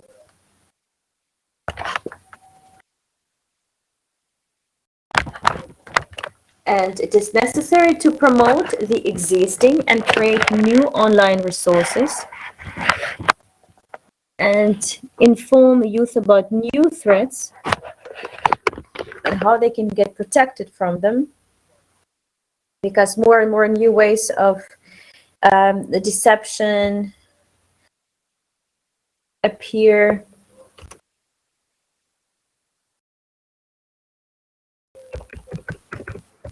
And also extortion of information, but there must be resistance. In order to do that, we have to increase awareness. And also it should be noted that the society should consider the risks of manipulation in the social media and social engineering. This manipulation, propaganda leads to problems and to effective solution of these problems, and this makes the situation even more complicated. In order to avoid the mentioned risks, it is necessary to support already developed programs on critical thinking and to develop new programs, to develop media literacy and information ingredient You have to introduce into school curriculum all this information. And it should be done not only directly with schools or institutes, also public organizations and NGOs have to be engaged, providing the relevant information to the young generation. Summing up all these recommendations, we can formulate the plans and conclusions to the next stakeholder groups. So the Parliament has to develop the law on the cybersecurity that will provide creating effective systems of cybersecurity. It is necessary to do it all taking into account needs of youth. It is necessary to bring Ukrainian terminology in the sphere of cybersecurity in compliance with the European, because there are certain gaps and divergences that can cause misunderstanding. The government and Ministry of Education and Science of Ukraine need to develop the comprehensive state program of educational and preventive activities in the educational institutions. So we are emphasizing one more time on the multi-stakeholder approach, which I think is one of those that can and should solve all these problems and help the youth.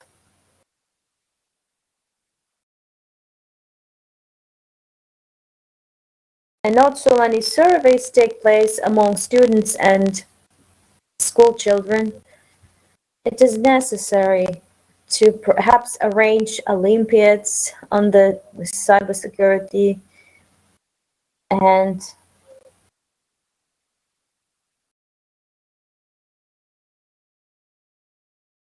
one second.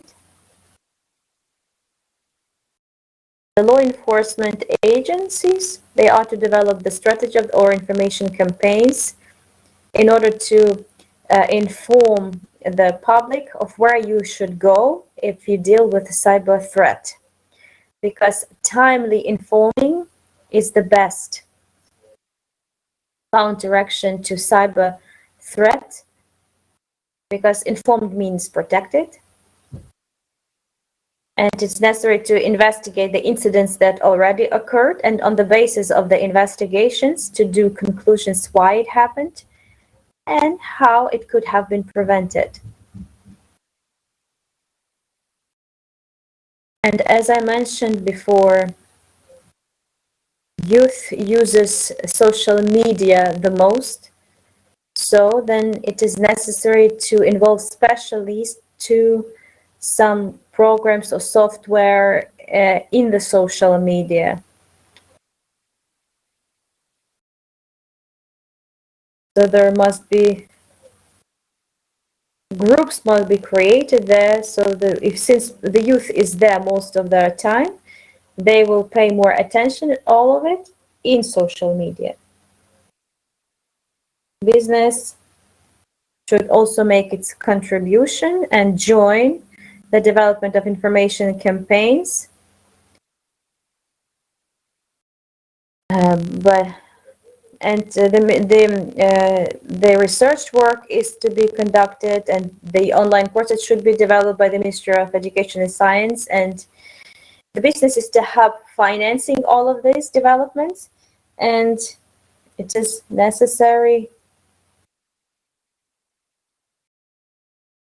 to do these preventive talks not only with the school children and students, but with their parents as well, because many parents do not understand all these problems either, and they should be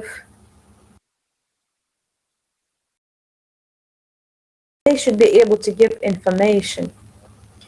So the student or the pupil has to know that he can rely on his parents, that he can count on them, and he or she can seek help from their parents. So parents should be also involved to this process. Also, we can do preventive out-of-school courses, out-of-school lessons on cybersecurity. It is very important to give live examples on security, maybe do some events, hold some events like we have today to raise awareness, to give as much information as possible. I would like to now proceed to the conclusions. So as I mentioned, it is of the entire material that I highlighted, it is important that the young people need to have support. They need to understand that they can rely on certain groups. Young people have to know that they can get involved in all the programs. Young people can participate in various forms. They can pass polls, they can participate in surveys, they can make an impact, they can make changes on what is happening in the cyber environment, in the cyberspace. Young people have to play their part in the preparation and in the conduct of the Ukrainian IGF. We need to involve young people in all the possible directions. It is necessary to be very responsible and conscious about sharing personal information. We need to disseminate, we need to share this information because our future depends on the young people. So the research that we have conducted, it has shown the gaps, not only among young people regarding the cyberspace, but it also showed some drawbacks in their attitude to the education and training from the stakeholder groups. And again, I would like to point your attention to the fact that involvement and usage of multi-stakeholder approach is the best resolution of the situation to counteract the threats, because only a complex approach has a good effect to counteract the threats that have become common in our times. Especially when we see the passage of people into the online environment, we need to use our influence as much as possible. This is it for me. If you have any questions, please ask them in the chat. Ilya, thanks a lot for your presentation and for your research. I have a lot of small specifying questions. If I may, I would like to ask them. So, it is interesting for me. The question was, have you been a victim of some cyber threat? Did you ask people how they understood that they have become a victim? Well, so usually people understand that they have been a victim after the event is over, after their money has been stolen from their account, or when people receive some threatening messages, then they understand. And I believe that about 99% of internet users and 99% of social media users, they had become victims of different threats. As for the school children, not only school children, but also the school staff. They encounter bullying at their workplaces. This is a relevant issue, and it doesn't disappear. Of course, people don't like to talk about it, but it is present. Bullying, phishing, like stealing personal data of people who trust others. Very often I see the messages saying that 100,000 or 200,000 have been stolen by fraudsters online. And this is very sad to see, because this can be prevented if you talk about these things. There is no doubt that counteraction and prophylaxis and counteraction is the best way to resolve the problem. So you didn't ask directly the respondents. We can only assume that they had such situations and after effects. So some people don't even understand that they have become victims of cyber attacks. What if their data is obtained by phishing organizations, but they haven't understood this, they haven't been impacted yet? Do you believe that this may happen? Yes, of course. In the beginning of my report, I mentioned that most people don't even understand that they have become victims. As you have mentioned, maybe their personal data has not yet been used against the victims, or it may have been used, but the victims didn't notice this. We should not ignore this. We should pay attention to this. We should share this information. We need to do additional research works on this issue. We need to get the information, to see the results, to understand how this happened, why this happened, and why people did not ask for help. By the way, could you name several other organizations in Ukraine that could provide us, that could assist us in case of cyber threats? You have already mentioned La Strada. Maybe you know some other organizations, maybe cyber police or other government agencies. Of course, you can ask the cyber police for help. And the victims during the events like we have today, people can understand, can realize that they have become victims, and they should be asking questions. During the events like our today's event, they can be asking questions. They can participate in the international fora, and victims can go to cyber police, because this is the agency that is specialized in these problems. Because people very often look for help on social networks. They are asking help from their parents, from friends. But parents and friends are not always capable of providing good information, relevant information. People can become victims of manipulations, of propaganda. Manipulations and propaganda can disorient young people. So they need to seek help from those organizations like Cyber Police, La Strada, and others. And the organizations.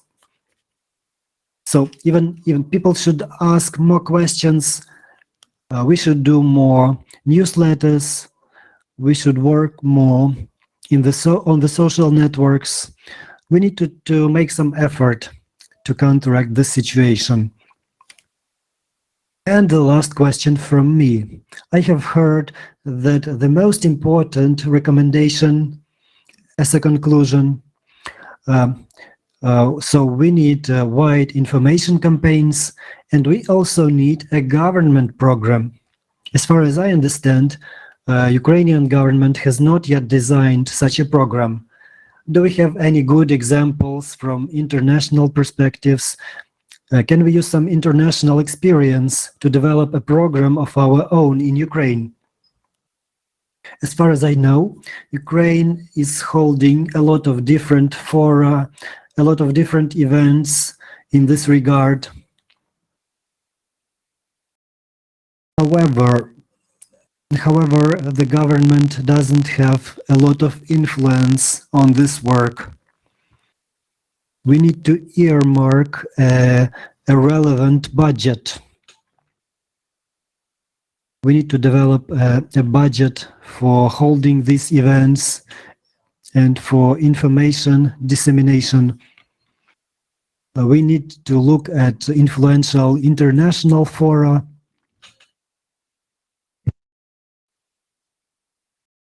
Because international events can provide a lot of useful information. For example, IGF-UA, not only the Youth IGF, but also the general IGF.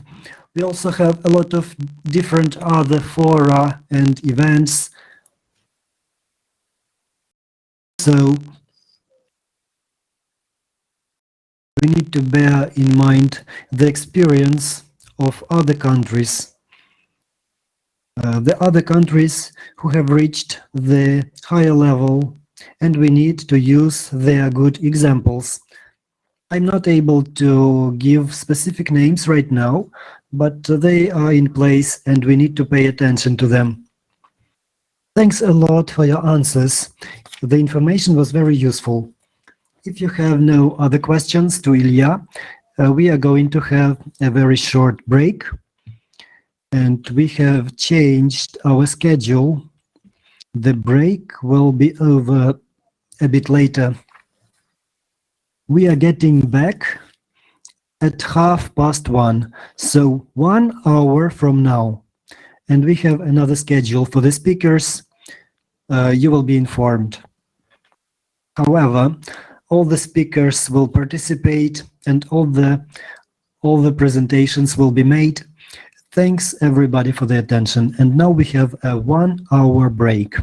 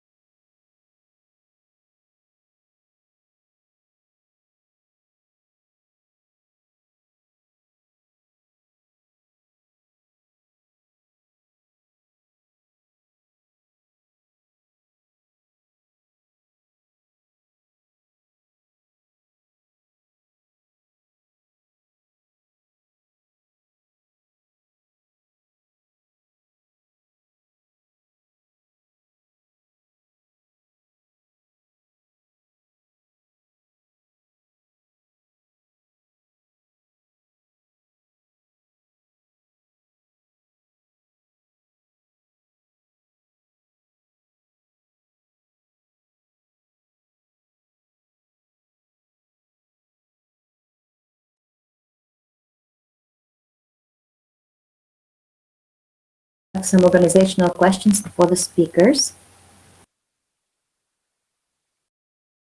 Lisa Kokovska and Eileen Kwiponia.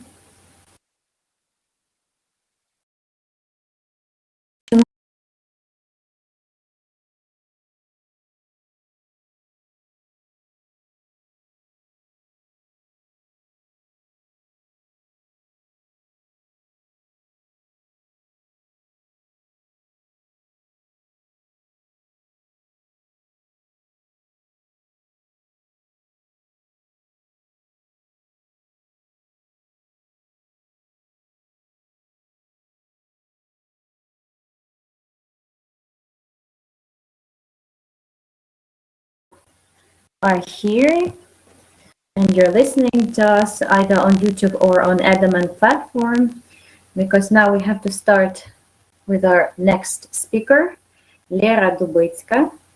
Are you joining us already?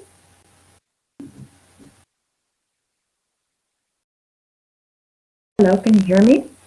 Yes, we can. So your presentation will be now on the screen and we will start right away. Okay. So hello everyone. If there are any problems with the sound, please inform me or text me in the chat so that I could respond right away. So let me introduce myself one more time. I'm Valeria Dubitska. I'm the previous moderator of the Youth IGF. I have also participated in different initiatives I want to tell you about today.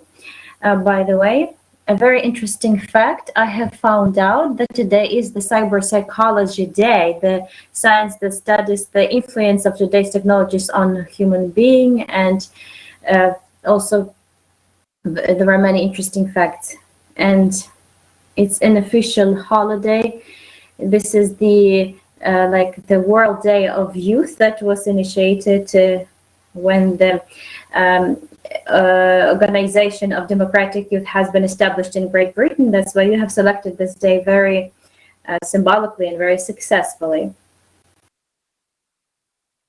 So the main aim of my presentation and the forum general is to show everyone that being part of internet governance is simpler than we think, and there is a chance, because we are already part of it, maybe we don't always realize it, but I mean to learn to communicate with different people, different experts, like we can do it today with youth from all over the world, and even travel. And even though in our realities it seems a bit challenging, and even if it seems to you that it is something very complicated and not clear, then don't worry. The internet management sphere is a very comprehensive phenomenon where there's a cross-section of different topics like blockchain technologies, of digital rights of the users, and as we mentioned about green internet and gamification, so gamification of all technologies and phenomena on the internet. So it's a comprehensive phenomenon, and I think everyone will find himself or herself in this direction of internet governance. I'll be brief but well-grounded, not to take a lot of your time. So if there are questions, I shall be happy to answer all of the questions a bit later. Please add them to the chat or write me in person. I will be happy to answer them.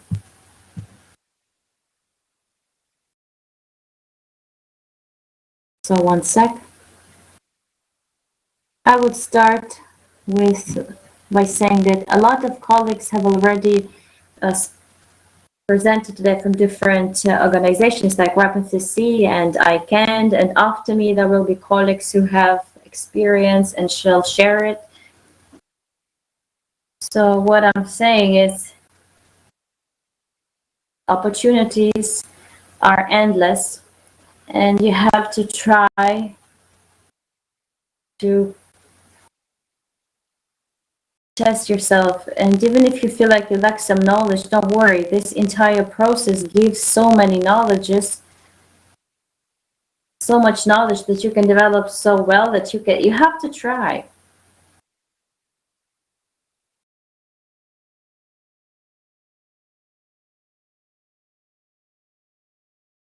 You have to try to do it. Nastya, could you please switch to the next slide, please? You can do it yourselves.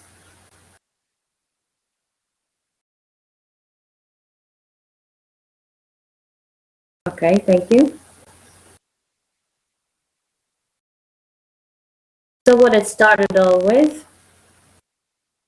and I would like to draw your attention to my personal path, was in the beginning of the development of Direction Youth IGF Ukraine in general. It started all very simple. I had a close friend who told me about European Media Platform Organization, the representative of which has been here with us today. Then I was at the I was at the student at the university, and I didn't really imagine what internet governance was. But thanks to the activity and proactive, activity of this organization, I got interested. As a practitioner, of course, I was doing very simple things. So we got acquainted with different documents, different research in the sphere. One of the most important documents, the translation, was the Charter Youth Coalition for Internet Governance Organization. It's one of the initiatives of the organization that is involving and extending the youth community in the internet governance. And while I was working on the translation, I could get acquainted with the activity of this reality, how you could join to its activity. Actually, it was very simple. I just had to subscribe and be in line with the criteria of age. And that's all you had to do. And you could get all the information about different events and all the possibilities for my personal email. A year later, thanks to constant cooperation, we managed to hold the first Youth IGF Pro, where there was also our current moderator, Anastasia. And from that moment,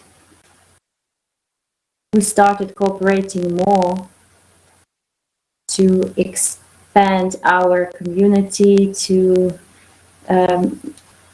familiarize youth with this initiative and to involve youth to all processes. After this active launch, the initiative group has been formed, thanks to which every year we have our Youth IGF, even online despite pandemic, we still continue together. And I hope that we make youth more interested. So summing up, one of the possibilities where you can show yourself is being part of such events where you listen, ask questions, get acquainted, learn new information.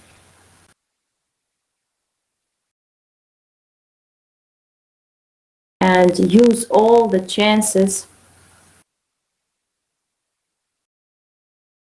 But apart from having the national opportunities, there are also international opportunities. For example, thanks to participation in the National Youth Forum, Youth IGF-UA, I learned about projects all over the world, and one of the most popular is the Internet Governance Forum that will take place in the mixed format, online and offline. And I advise you to go to the IGF website now, register there, select the sections or topics which are of your interest, and join these sessions held by youth communities. As I mentioned, it was Youth Coalition. So it's everywhere you see the word youth, join it. Why it is so important? Because when you become part of it, the entire youth community keeps growing, and the voice of youth during the decision-making process becomes louder. And you can also gain your own experience, and the aim of youth being heard during the decision-making process is possible when you join such initiatives. On these photographs, you see the result of my participation in Youth IGF Summit in 2019. It was the project organized by one German organization. It was in Berlin before the global IGF, and then we managed to gather more than 50 participants from all over the world. We gathered together and shaped the youth message, or message from youth, that we presented later on at the global IGF. We had a possibility to communicate with different cool people from all over the world. And on the photograph, that's a meeting of our society, community, with one of the developers of the protocol CVSP, who's called Windsurf, father of the internet. The event itself was amazing. And thanks to such a possibility, I could get acquainted with such a person. On the second photograph, it's our Community Youth Coalition meeting, where we introduced these messages for directions that we have formulated together with the group in advance. And everything happens very simple, thanks to participation in different events and subscription to news. I found such opportunities. So I have applied and I was selected. I didn't succeed always, but I managed to achieve my goal. And thanks to such opportunities as our Youth IGF, for which you have to prepare, you are trying to learn something new, and that's how you gain knowledge. For example, when I applied, you mentioned Internet Society today. When I applied for one of the programs to be selected, they give you trainings. So you are trained, and it's really cool because we grow, you grow, become a specialist, gain knowledge, and it's really great. That is why, despite these the changes that happened for these past 2 years, the participation hasn't reduced. I know that many programs are open for the following year, different, like summer school, for example, in Germany, where it's possible to win places. So if you are interested, and I think it is interesting, please write, text me. I will gladly share these links with you. Trust me, you will get amazing knowledge and opportunities. It is really, really cool. Thank you.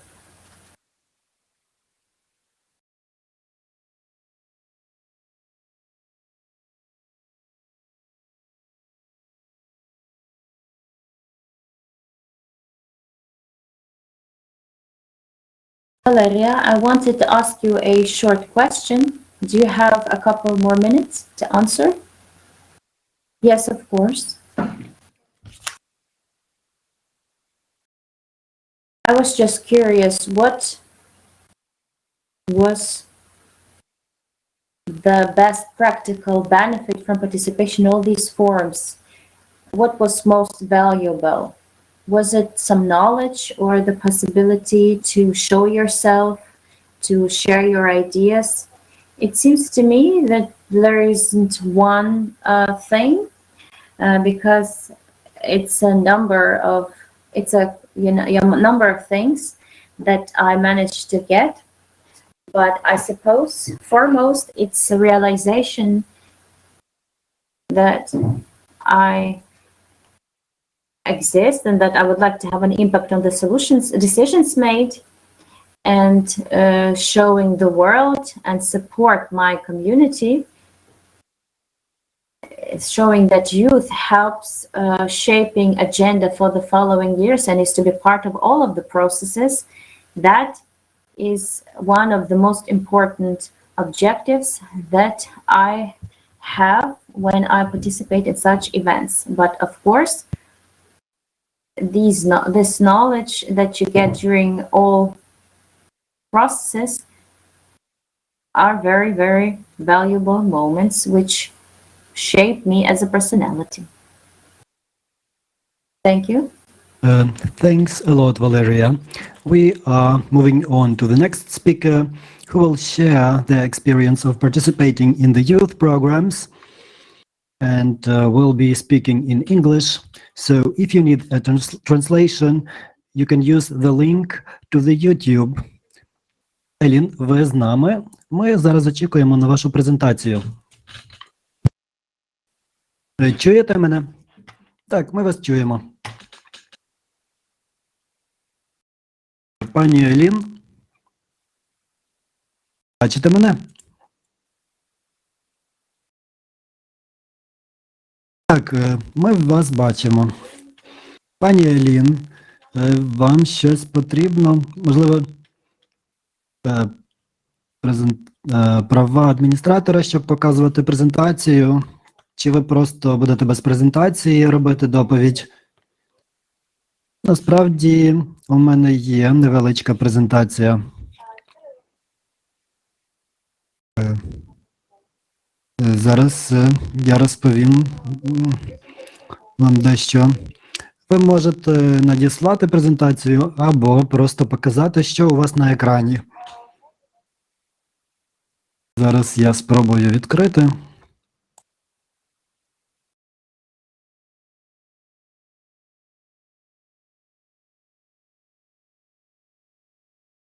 Тож ви бачите, так? Так, ми бачимо ваш екран. Отож, усіх вітаю. Я Ейлін Нейквіпонія. Я амбасадор IGF. Оксана є моїм ментором у програмі для амбасадорів, для послів.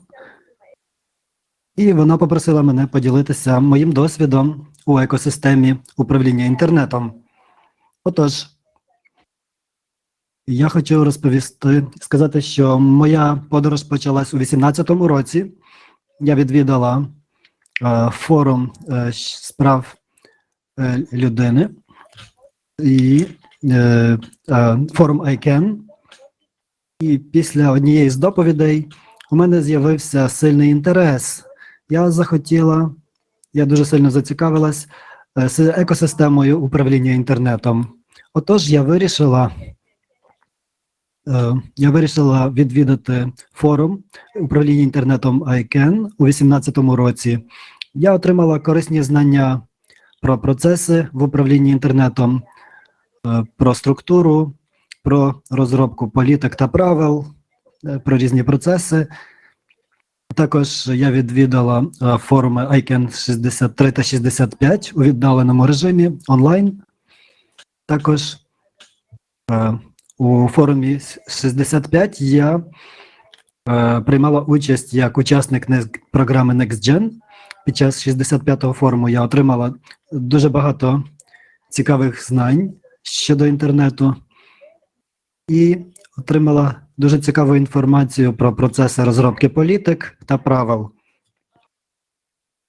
Далі я працювала зі спільнотою і долучилася до інтернет-спільноти, інтернет-сосаєті. І я налагодила зв'язок з членами спільноти. Ми здійснили певну роботу, наприклад, програми долучення інституцій, поширення інформації про питання з управління інтернетом. Також я є членом ICT, Kenya ICT. Це є мережа заходів. Вона включає багато стейкхолдерів у Кенії і також працює з питаннями щодо управління інтернетом.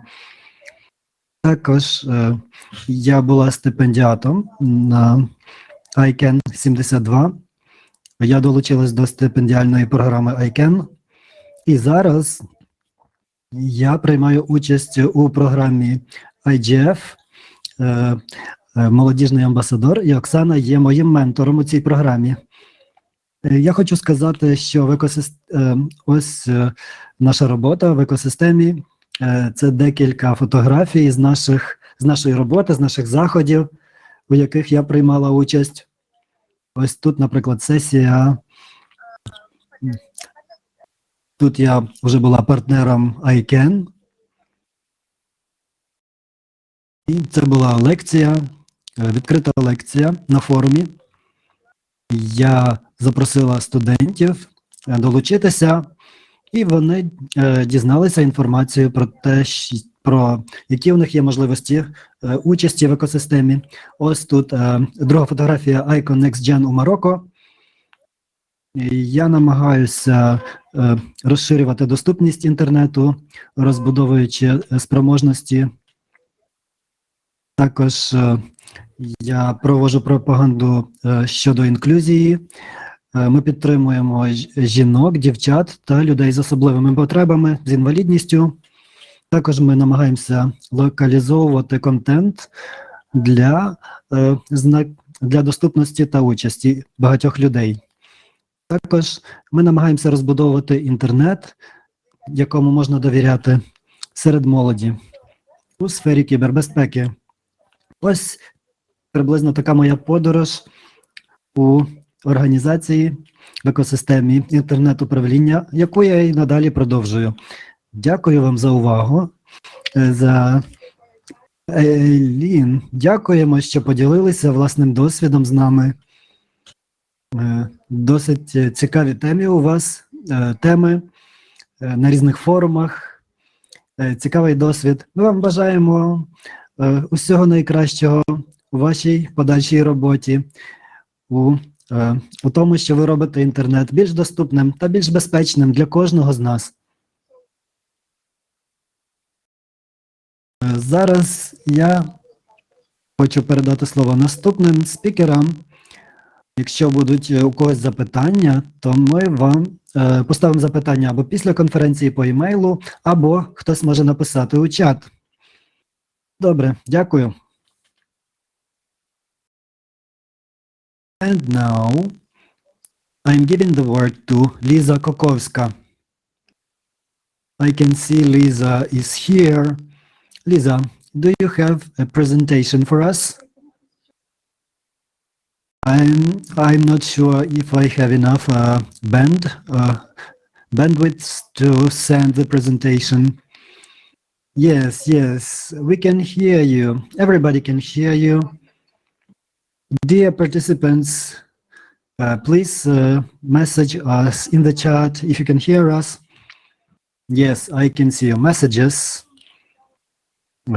So you're from Valeria. Valeria has been describing a lot of different possibilities for use online. I'm speaking to you from Estonia. I'm so far away. So maybe I will have a bad connection, some problems. All right, greetings. I would like to talk to you more about ICANN. The previous speaker already mentioned ICANN, Eileen mentioned ICANN conference, her experience. And I can tell you from the perspective of a Ukrainian student, college student, in the coronavirus realities. I also participated in the Next Gen program in the ICANN International Commission this June. So I would like to tell you how this happened, how I was applying what I managed to do, how it's working in the coronavirus realities, and how we plan to do this next year. ICANN is the international conference, and Next Gen means students. 20 students from different countries.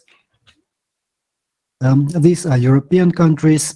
They have a meeting and they discuss different rules of internet governance. ICANN is also working with domain names, and their conference covers internet governance. So we had a meeting as students, and it was very, very interesting. It's a pity I cannot show you my presentation. I'm sorry. I will just be speaking without slides.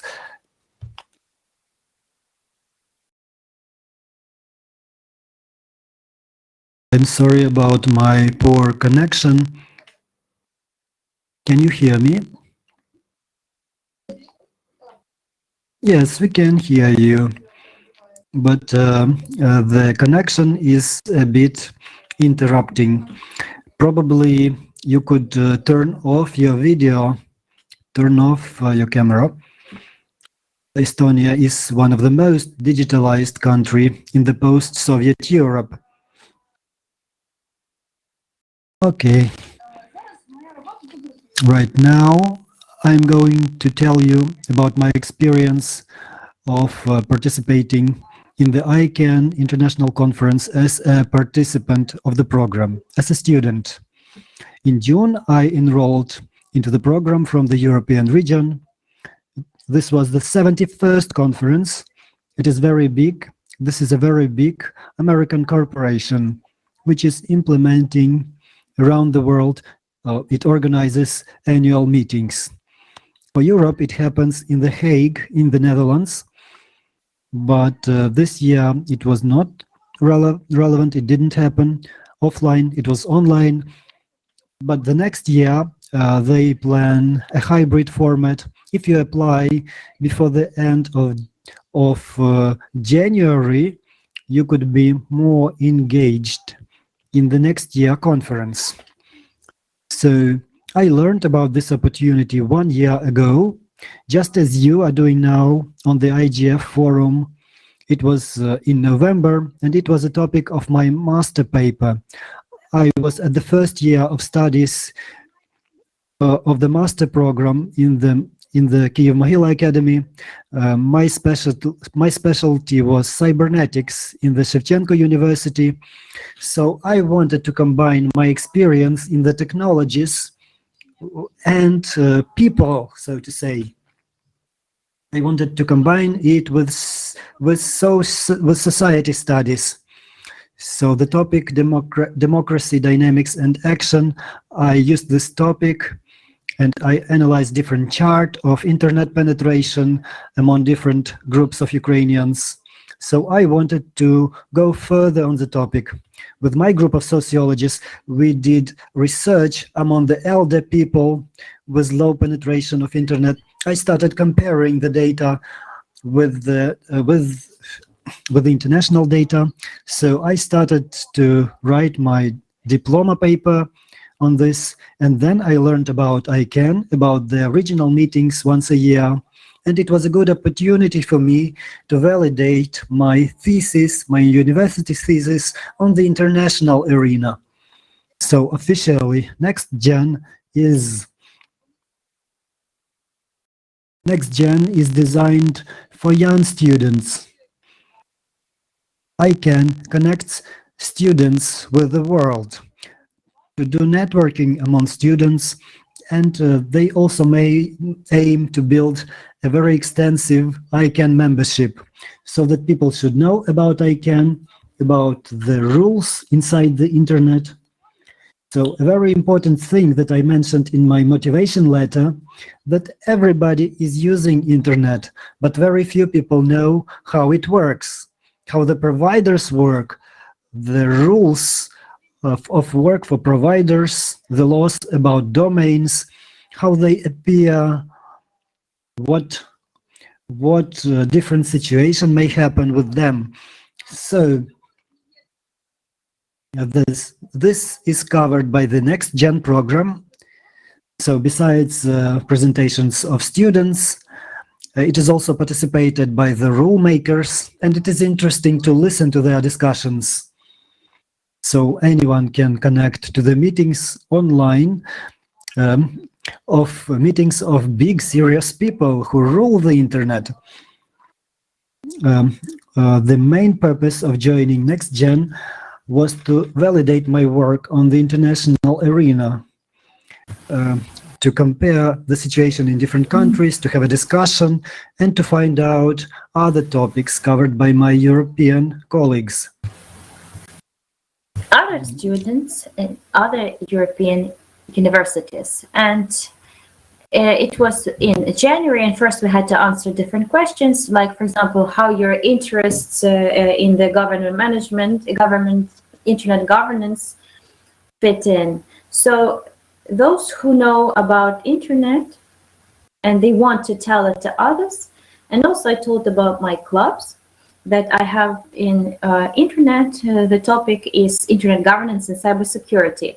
Another interesting fact.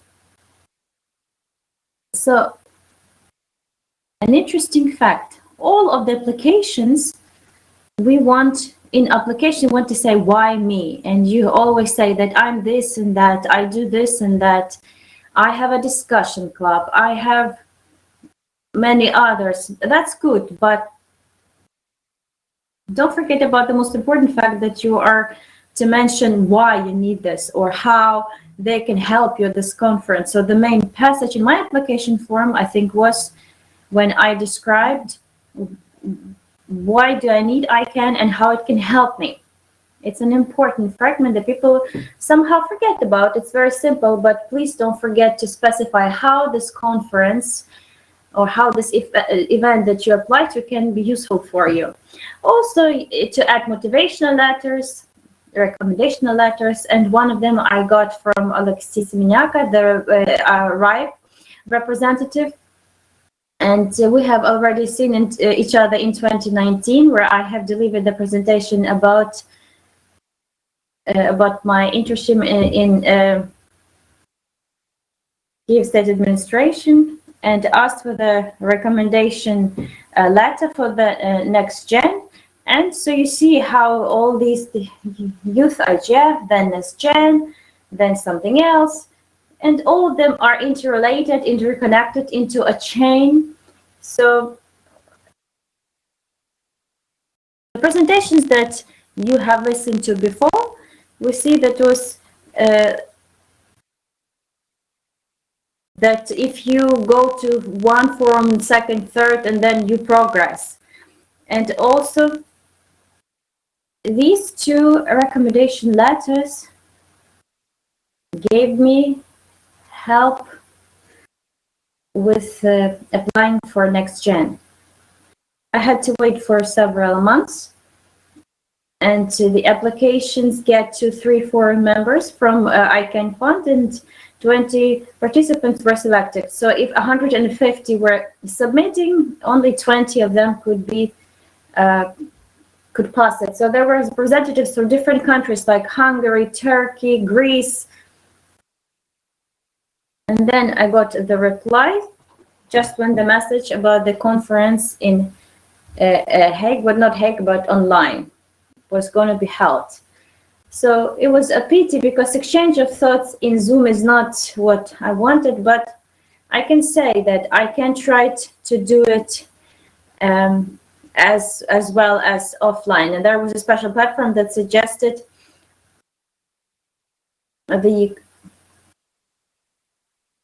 with breaks, where you could communicate with different representatives who visited this conference, and it was even easier to move, or to shift between different meetings on different policies. So I could listen here and there, and it was even easier. So there were its advantages, but in general, offline is cool. But I told you there is progress, because after NextGen, you can apply for fellowship, become one level higher, and join Hague. And if you're considering NextGen right now as a platform for your diplomas or just international society platform, I'm telling you that right now the hybrid format is checked. Usually it will be offline, but even if online, the exchange of opinions and comments will be in place. So before the conference, you will have to undergo several courses on the separate platform. It's very convenient. It's up to 3-4 courses, 20-30 minutes for consideration, and they give you the chance to understand all of the abbreviations, because in the internet governance world, there are many abbreviations. ICANN, it's only the title of one conference, but can you imagine how many abbreviations, domains from different regions are there? So many different titles and names, 20, 40, or maybe even 50. And one of the courses is on abbreviations to understand what it means or what it stands for. Because even if you undergo these 3 courses, which you have to do, then after it, your first meetings will be like, a bit confused because it's difficult. And don't get scared. It's difficult for everyone to understand right away all of the abbreviations, so it's okay. But you have to take that course. And as for how holding discussions, so there are 3 main courses, 30 minutes of time, very fast with pictures. So it's fun for you to be well prepared for the meeting. And then getting acquainted with the participants in Zoom, even if it's offline, and I think it will be probably offline this year.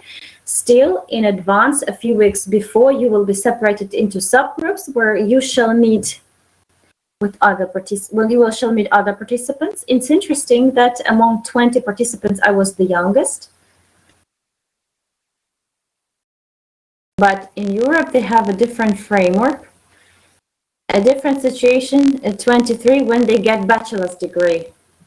And they also have PhD students, so that's normal. These are the European times. It's just that in Ukraine, we are still maybe in post-Soviet, perception. We think that we have to graduate from everywhere till before 23. So at the conference, there will be participants of 28. NextGen are only students, and then fellowship, it's a bit more experienced people who have already passed NextGen, and other forums who have some progress. So don't be afraid if you pass and you see PhD people, that's okay, because they also have their own diplomas and they want to verify them and to check them at the international audience. So you will be divided into subgroups, and participants can include people from different corners of the world, because it's the biggest international corporate corporation. So they hold these conferences also in different countries, separately in Europe, in the USA, in Africa, Asia. And mentors can be different. So the participants can be from Europe, and the mentors can be from Asia, for example. And so it's a preparation, the course, the meeting, also the meeting on discussing these brief courses.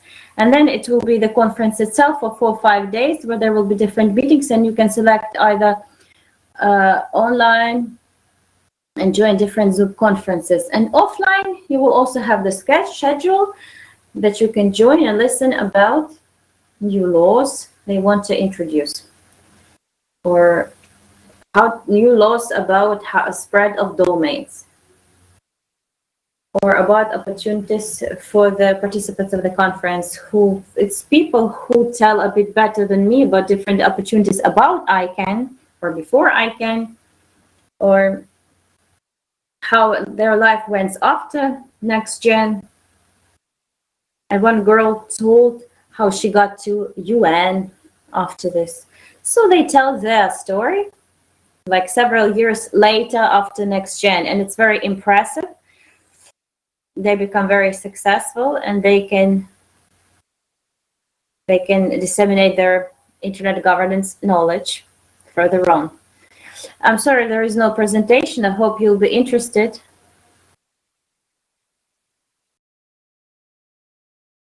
I wanted to bring you my presentation from next gen, but it's, you know, it's not like you have to really show your diploma. It can be some draft. For example, I spoke about my research that I made in my social group in Kiev Mahila Academy. And then most questions I got from Russia. There was a guy who asked me, you mentioned about international cooperation and who supports Ukraine? And I was thinking not Russia, but I mentioned Estonia, because indeed the president of Estonia arrived to Donbass. And Estonia has sponsored us also with funds to hold, with internet cables to those villages which are not far away from the ATO zone. So I heard a few comments, a few similar situations in Lithuania and Latvia. Other students told about domains. Somebody made presentation about international conferences, international corporations, and also there was a presentation about ICANN. So different research works from different countries. It was very interesting, but most important is that you can try yourself before you present your PhD or thesis. You can try it on at this international society. Next application, the deadline by the end of January. I hope you're all vaccinated and that your relatives are vaccinated, and then we can have this event offline. But the more people are vaccinated, the highest are the chances that pandemic is going to be over, or at least the lockdowns. So that's what it is. I hope it was interesting for you. Could you hear me all the time? Yes. Yes, Lisa. It's not the first time that you present at the Youth IGF. You're always making very interesting speeches, and you are doing it very actively. Well, with the presentation, it would have been better. Well, maybe next year we will have it offline where we can cooperate more and get involved to the speeches of the speakers. And we could have some cake, yes, and shake each other's hands and communicate during the coffee break. Yes, we didn't have enough of these coffee breaks, you know, in the unofficial atmosphere. But thank you so much. We're waiting for you at our next meetings. And now let's move to our next speaker, Pavlo Kravchenko. Have you joined us already? Yes, I'm with you. Good day. So you introduced today the distributed lab, right? Yes, and I presented it yesterday. And I will present it tomorrow. Yes, of course. I mean, at our forum. So, do you need the host rights? Yes. I don't see that button yet. Just a second.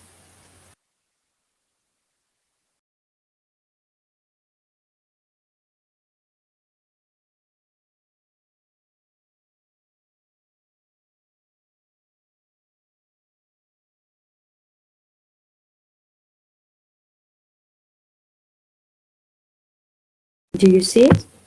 Can you see it? Loading.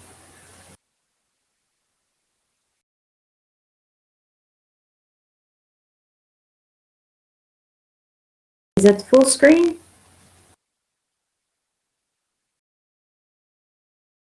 Participants can do it themselves, there's a button, but right now we see your presentation and above the screen with the video. Okay. So as far as I understand, I have 15 minutes. I will tell you in brief about the correlation of blockchain and metaverse. It's a very popular word now. It's in the gamification, in the game sphere, you can ask questions in any language. So I shall try to reply. And if not, I don't manage to do it today, then you can send me to Telegram. So in 2 words about me, I'm the specialist on the information protection. I studied in Kharkiv, and there I prepared my PhD, my thesis. I worked on programming management. In 2014, I got to the States. It was a startup, blockchain startup, a very popular one, of one of the person who started this whole market. And as of 2014, tomorrow it will be the anniversary of 7 years, we are working in the distributed lab. I'm one of the founders, and we're doing everything that is connected with the blockchain development. So we don't work on the investment or trading, but everything that refers to the technical part, development, that's us. There are about 100 people in our organization. We have projects in the entire world, from gaming to the government registries.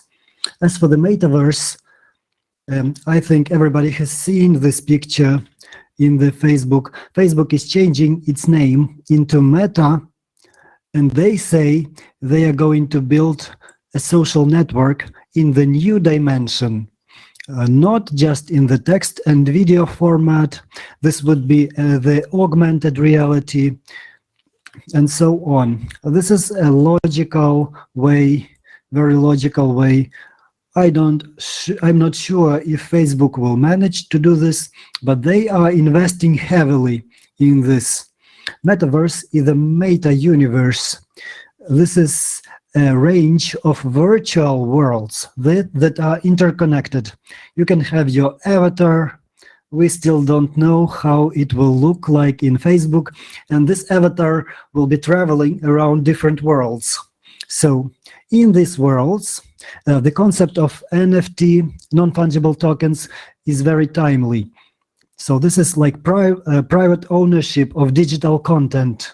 For example, avatar skins, in the world items that can be digitalized and traded on the secondary markets.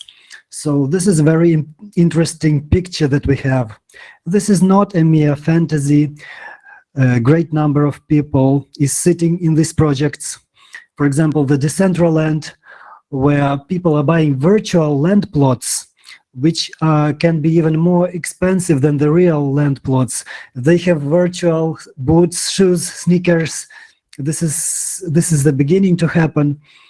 This may seem very odd for older generation.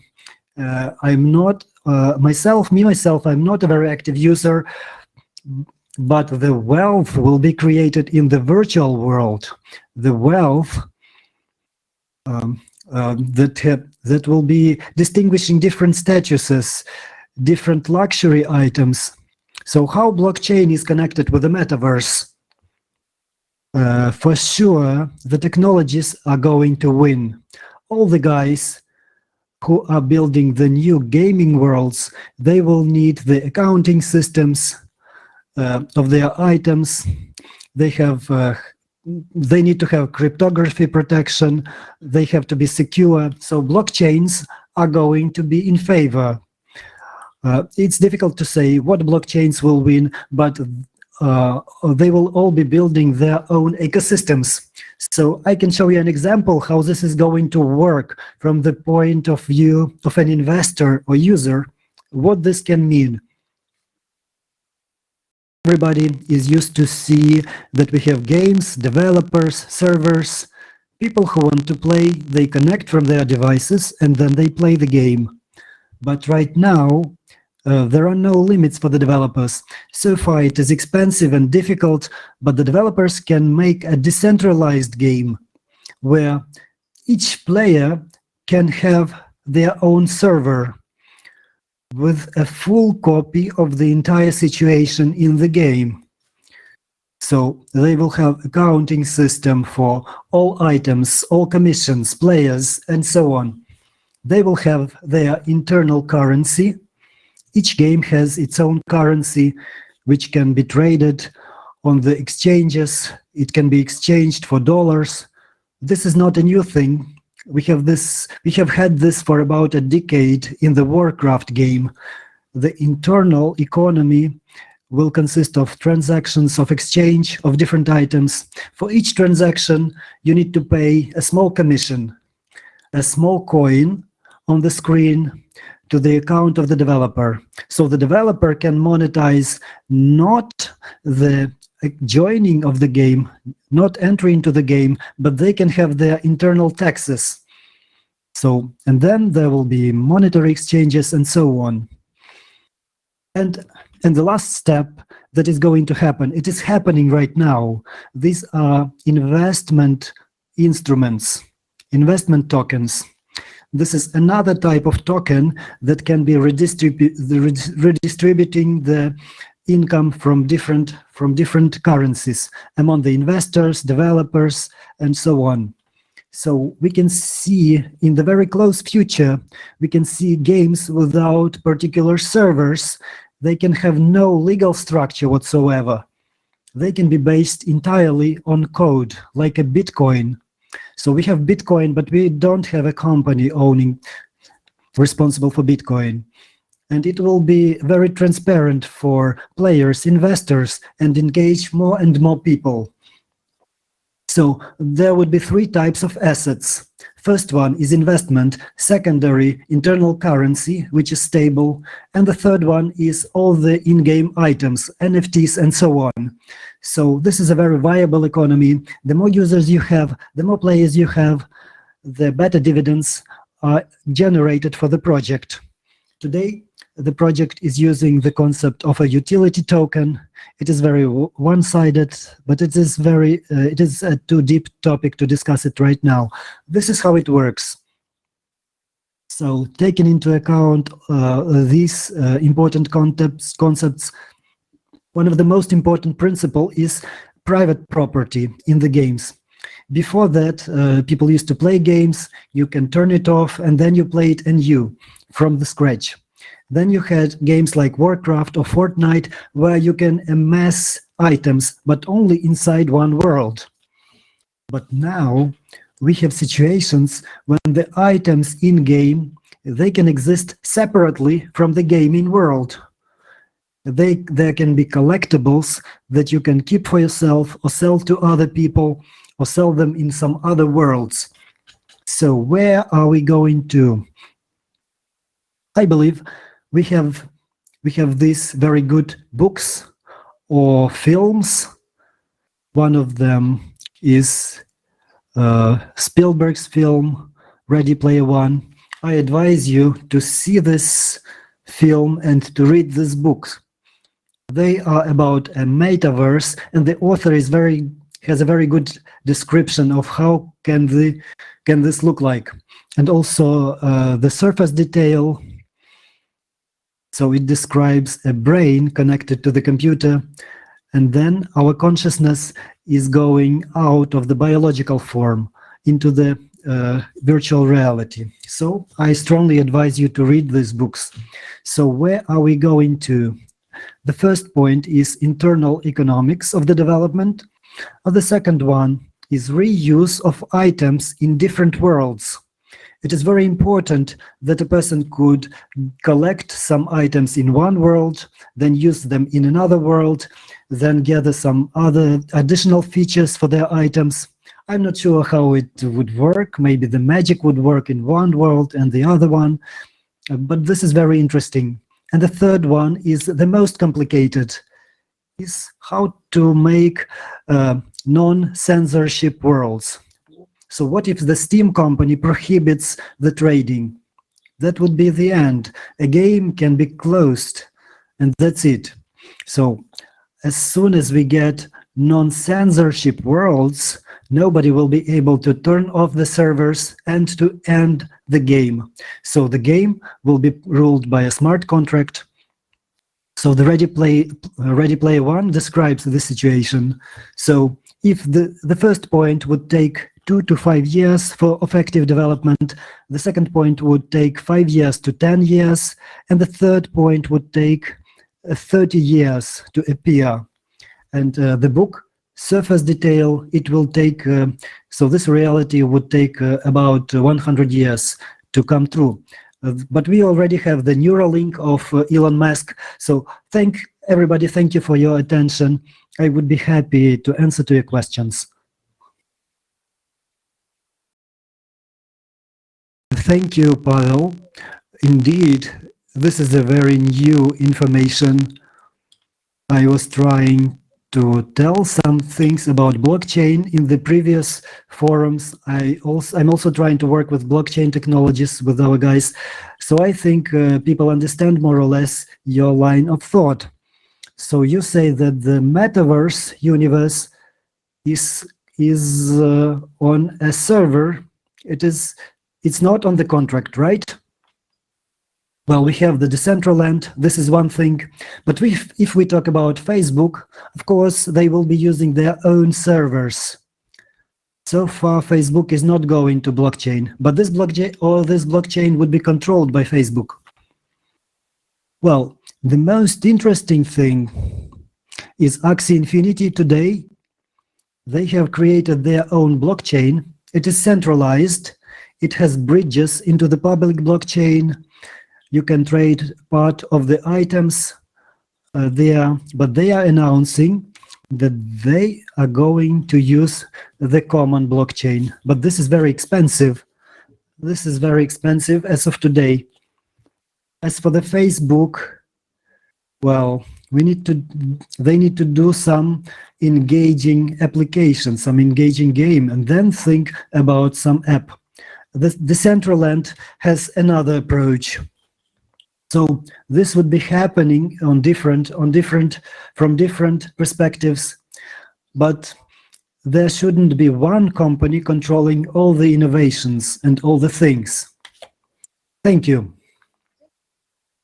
So if our participants have any questions, probably they are going to send us messages in the chat and into the email. Thank you for your interesting report. And we are proceeding to our next speaker. Have a good day. We are proceeding to Miss Natalia Katoshinska. She will be speaking about gamification. Natalia, please. Greetings. Do you need the host rights to show your slides? Yes, I would like to show a presentation.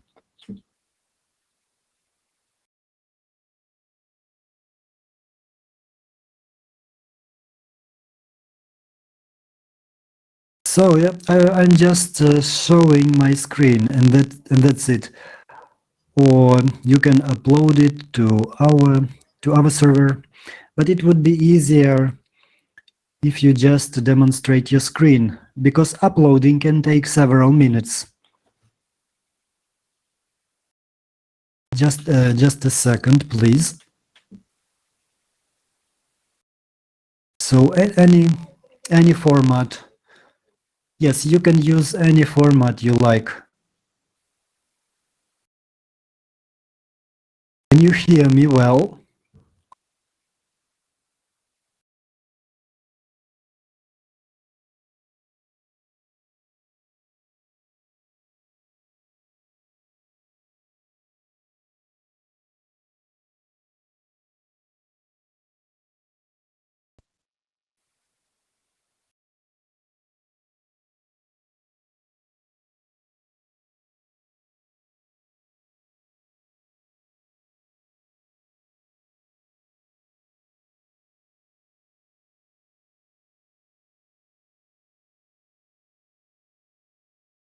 Great. So you can see my slides. Great. So I can start. Good day, everybody. My name is Natalia Katoszenska. Today I will be telling not a fully digital story. It will cover gamification in the sphere of education. I will be talking about the table game Critical Kittens or Criti Kittens, how we created the game, and in the game we were putting tasks for the development of critical thinking. So this project was our response to the challenges of the pandemic that appeared in 2020. So there have been several tender competitions to put into life our mad ideas and to realize some cool initiatives using the small competitions, tenders, and grants. So there were, all in all, there were 17 teams who would be competing for funding. There have been 360 applications. So we wanted to create something to develop critical thinking, but it should be something interesting. It should give pleasure and fun to the participants and efficient at the same time. And the gamification and edutainment format in the education, it is gaining more and more popularity. It is developed in different spheres through the television shows, social networks, but we're trying to use a table game that can be used at school, in schools, in the universities, and out of class as well. You can take it to a journey, to a train, you can play it with friends and family and so on. So we were testing it with friends in a pub and we had a lot of fun.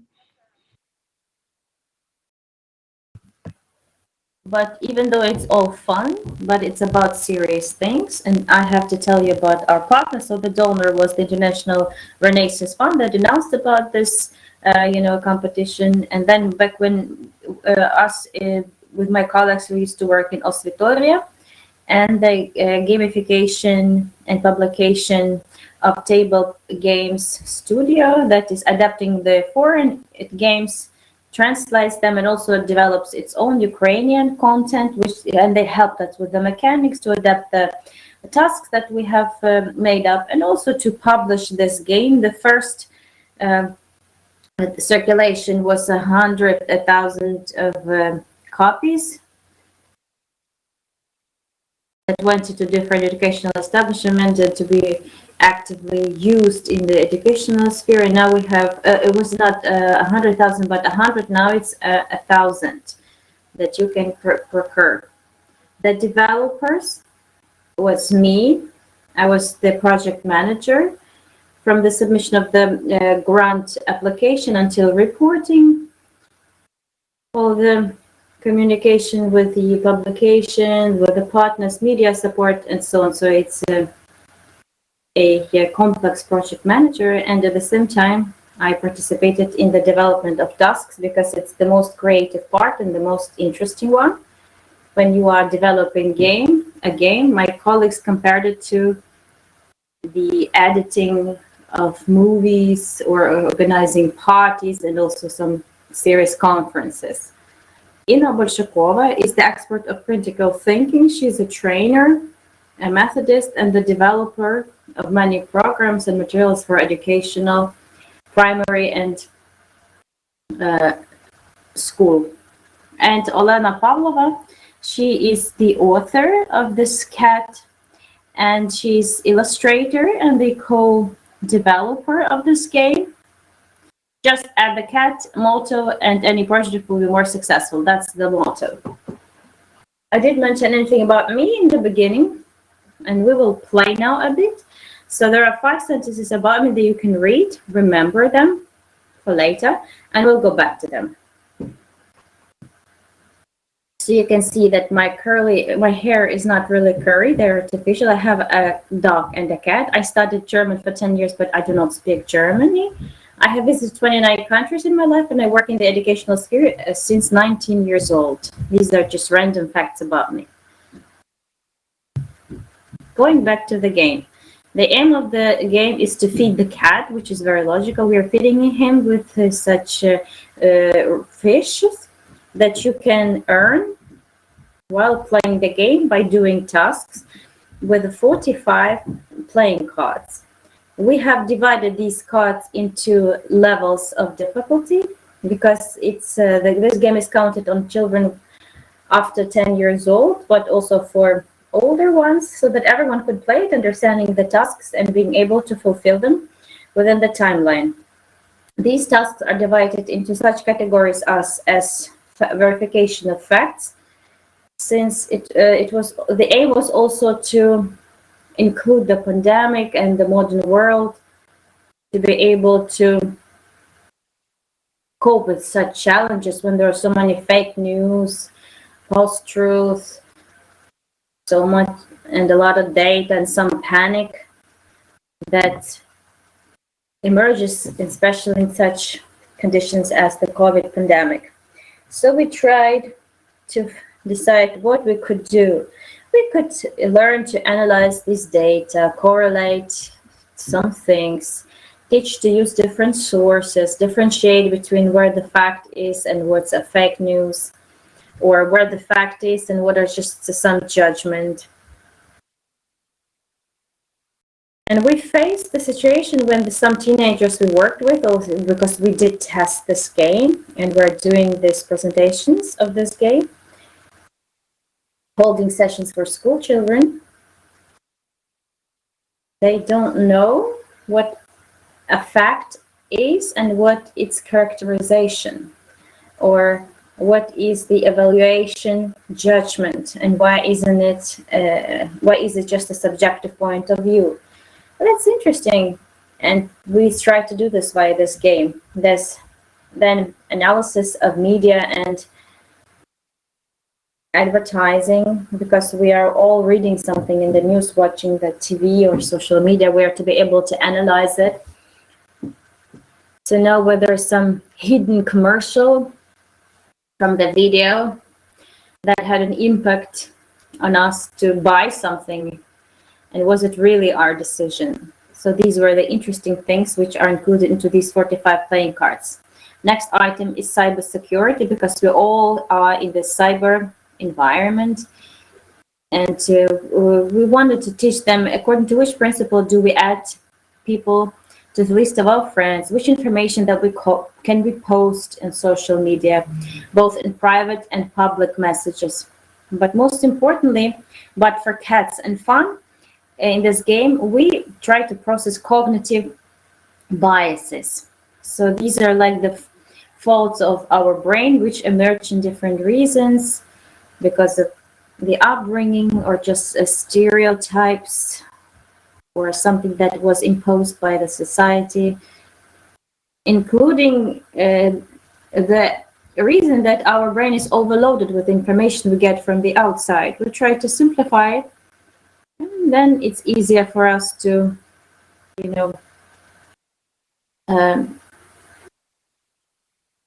exist in this world. So here we consider some social stereotypes, and I will give you one of the examples. Not to tell you something in theory, you can right away play, and you can answer me in chat. There is a text that you can read, or I can read it for you to understand it, and you can answer in the chat who this text is about. So you need a lot so that other people love you and be fond of you. You are very self-critical. You have a lot of hidden opportunities that you didn't use for your own benefit. And even though you have some weak points, in general, you are able to deal with them. Disciplined and confident look, you are really inclined to worry and feel confident. Sometimes you have some serious doubts on the wrong decision, and you prefer diversity, framework, and restrictions cause dissatisfaction. Actually, this text is 90% about me. It's like the subjective confirmation where we recognize ourselves. For example,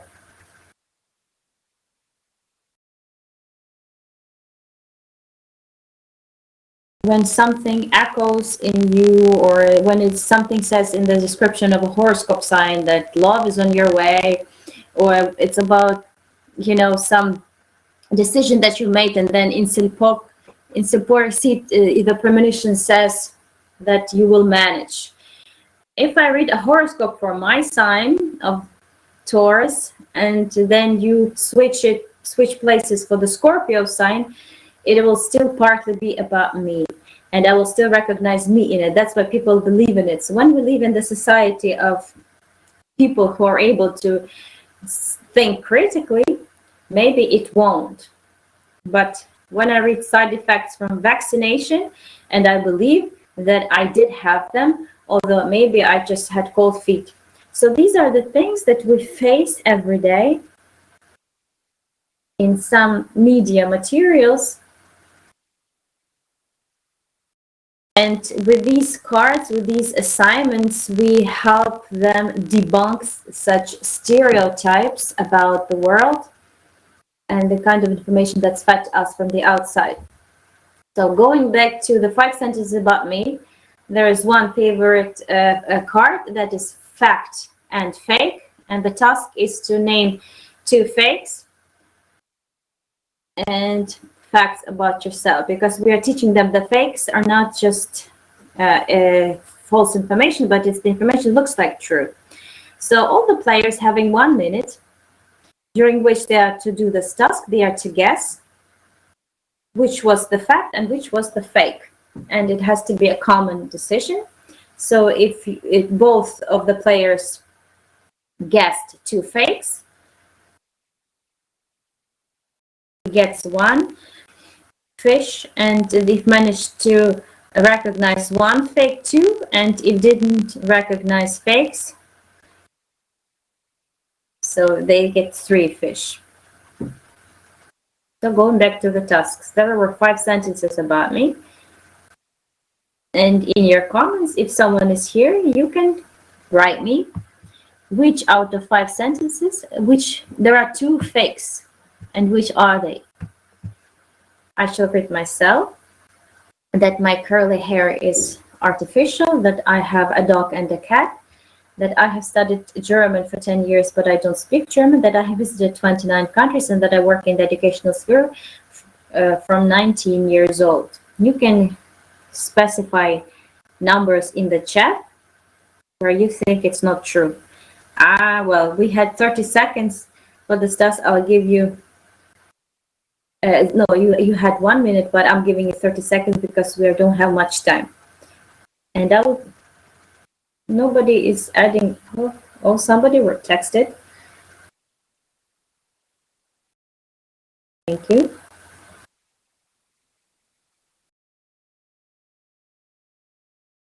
Okay, super. Thank you. So out of 5 sentences, there were 3 facts and 2 fakes. The fake was about my hair. Of course, I have real curly hair, and that I have visited 29 countries. Indeed, I visited 30 countries. But I do have a cat and a dog, and I did study German for 10 years, but I don't speak German. And this is my pain about our educational programs. I guess when I go to Germany, I will be able to say something and understand something, but it is not sufficient level for 10 years. And I did work in the educational sphere from 19 years old. I worked at the university and also in the public organizations which work on the educational projects. So such tasks, they're also to get acquainted with each other, and so that we learn to create fakes because sometimes they're useful, and to prevent them in our lives, or not prevent, but to get rid of them. And then another example is the hidden commercial, when we teach to look for it in the information that we consume. Recently, we have recalled that in Lady Gaga video, there's the advertising of vodka, Nemirov. And those people who consume it, it could have impacted them next time when they go to the stand of alcohol. They will select this one because they have seen it somewhere. So it's like the 25th shot effect. Or, for example, this was an epic story. When we made the last amendments to the Cart of Hidden Commercial, I took the photograph saying that this is the last amendment. And then I posted this photograph somewhere and they told me, hey, you have hidden commercial here. You don't see the brand of the laptop, but then they saw the brand of Lipton tea and of this liquid. So these are the things that you don't pay attention to in real life, but when we launch our brain and make it think, and we make it work, then we can notice these things. Well, and our critical kittens had the first circulation, and you know, this game is used by children, by students, and even by grown-ups, and we want to place this game also, you know, to some digital format like Alias. So these are the contact details if you need, because you know, this cat big or is a famous cat. He has a page both on Telegram, on Instagram, and if you want to find out something about educational projects or possibilities for youth, you can contact me. You can order this game on the website with a promo code Cats One Love. I can answer some questions. I will be in the chat for another 30 minutes if you want to ask me any questions. Thank you. Thank you, Natalia. This is really another perspective on gamification. You have a better approach, which is more related to our real life. And this is cool that you plan to do an online game, online version, because different people prefer different formats, and we will be still talking about that.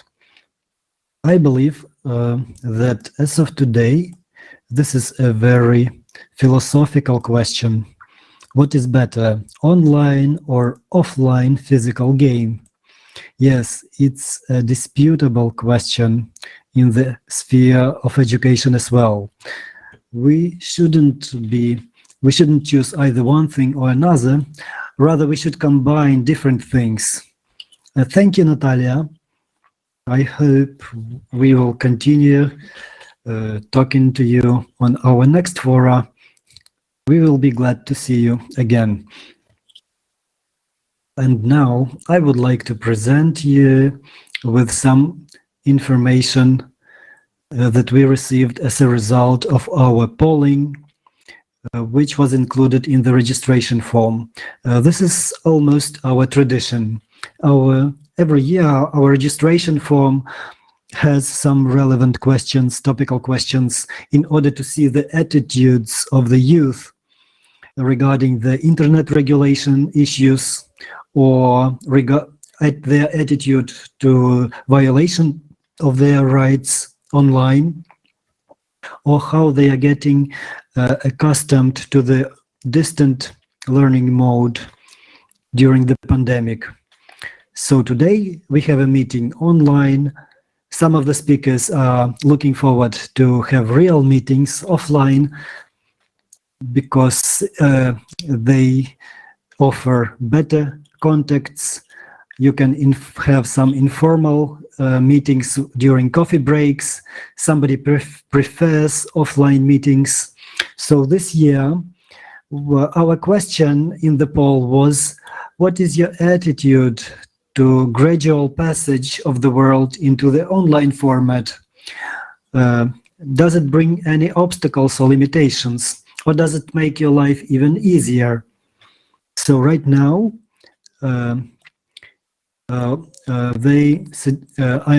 will probably I will probably talk more about that, about the polling in the end. So briefly, as you can see, largest share of the respondents, these were stakeholders and the civil society and scientific and technical community. And as for the age groups, these were people from 16 to 25 years old. These are the active internet users, but not everybody said that online format is better for them. We will discuss the details later. And now I would like to invite Van Osipian. I'm sorry if I pronounce your name incorrectly. So I'm giving the floor to you, and I'm giving you the rights of administrator, the host rights, so that you can manage your presentation.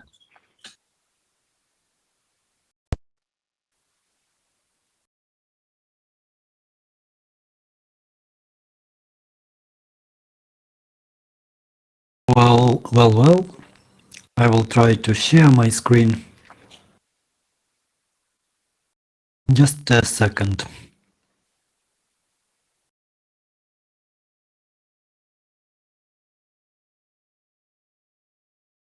So, thank you for the patience. My name is Vahan Asipian. I'm the Director for External Communications of RIPE NCC for Central Asia and Caucasus, but I'm very happy to be here today during the Youth Forum of Internet Governance for Ukraine. My presentation will be dedicated to the participants of the internet governance, what capabilities we have, what prerequisites we have for the development, and why is it important to participate in the process. So my first slide is, can you imagine your life without internet?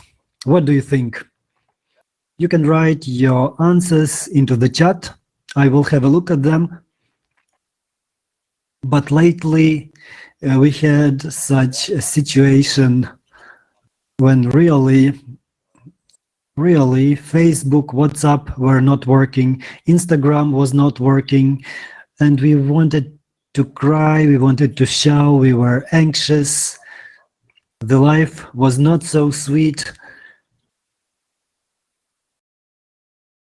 And we were so anxious. So it turns out that the real life without the internet is very difficult. You have to adjust yourself, and it's difficult to imagine our life without this window into the big world, large, big world. When the internet comes back, our life is filled with colors. We have social networks, Instagram, Tinder, education. So everything is so bright, everything is so shiny. The speed of life, the pace of life is getting quicker, and our life becomes really different. But who is managing, who is governing the internet? You have already heard our presentations. Shortly speaking, in general, this is a very complicated, complex system. You can see that there are a lot of organizations, and you can just lose your spirit.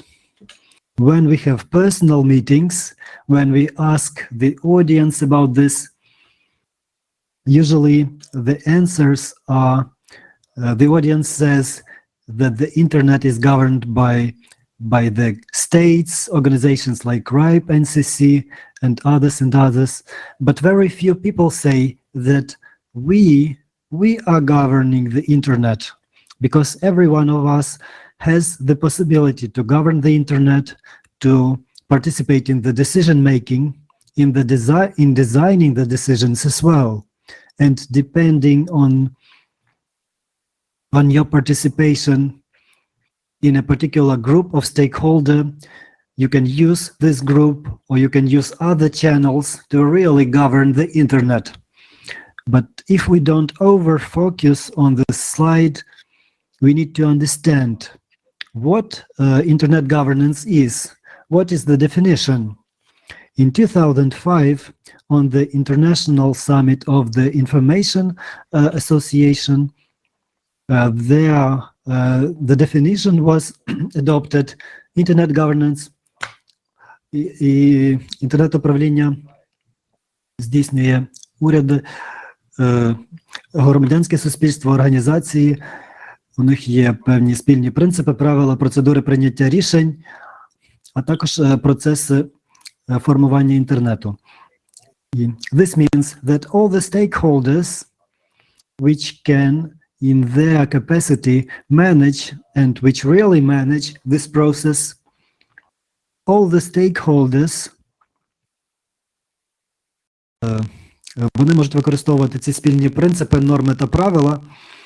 They can make their own decisions, they can be proactive, and they can develop the rules. And there are several common models that are promoted more or less by different stakeholders. For us, in our opinion, the multi-stakeholder governance model is the best, which is based on the internet governance. Це технічна спільнота, наукова спільнота, governance, national, international organizations і приватний сектор. If we have a look at the development cycle for internet governance in a very short time span from the year 1987 and until this time, we have seen a major progress. We have seen emergence of new participants like regional internet registers, регіональні реєстри. In January 87, this was engineering task force which developed standards and protocols. But all this is leading to a situation today that we can be talking about the fourth industrial revolution. Everything is happening at a higher pace compared to other industrial revolutions, compared to the third, second, and first industrial revolution. It just took only about 20-30 years with a great leap in the progress in this direction. New organizations are emerging, new subjects, and new organizations of legal relations are appearing. The next one. Извините, мы не видим переключение слайдов. So what are the main principles of policy making? What are the main principles of policy making that are accepted by all the stakeholders, by all the interested parties? This distributed and interconnected nature of internet. So it is connection. Technological neutrality. The approach, a multi-stakeholder approach to development of politics and processes, the transparency, підзвітність та справедливі процеси. And there are also a link that you can use to see some other principles. I would like to address another Mohican, Steve Broker, another old-timer of the internet, and he says that the principles of the internet governance are developed and discussed by people who could be those people participating in the discussion. Вони можуть навіть не розуміти, що таке інтернет. They maybe they can be non-technical specialists. They can have no technical expertise. They cannot be professionally engaged in the sphere of internet. But they have to know that they can be engaged, involved, and they can govern the internet. We will have a quick journey on the institutions, and then I will give you the link, so you will be able to review the materials. So those possibilities to participate in the internet governance that we are discussing during the entire day, this is really possible in all the directions, and we have it is really necessary for the young people to participate, for the young people to be proactive and to show their interest and to show their engagement. Це приватний комерційний сектор, це організації громадянського суспільства. These are organizations who develop technical standards and provide resources. The international, inter-country organizations, міжнародні мультистейкхолдерні форуми і ініціативи мережевого управління. So the groups of private and commercial sectors, as for those groups, we can see that they are participated by the social media, cloud and search platforms like Apple, Google, Facebook, Apple, LinkedIn, internet providers, internet access providers. For example, наприклад, хостингові компанії, різні групи провайдерів, registrars of and registers of domain names, IXP, internet exchange points, cybersecurity organizations, copyright holders, trademark holders, RIA, FPA and others, а також індустрія криптовалют, which is seeing a very big boom. If we look and Internet Governance Forum, Georgian не для комерційних користувачів, and others. So there are links here. You can go there. On all these organizations, there is a possibility of participation and involvement. Beg your pardon. And they're texting us that you don't see how you switch slides. Just a second. And can you see it now? Yes? Very well, thank you. Then I will show it like this.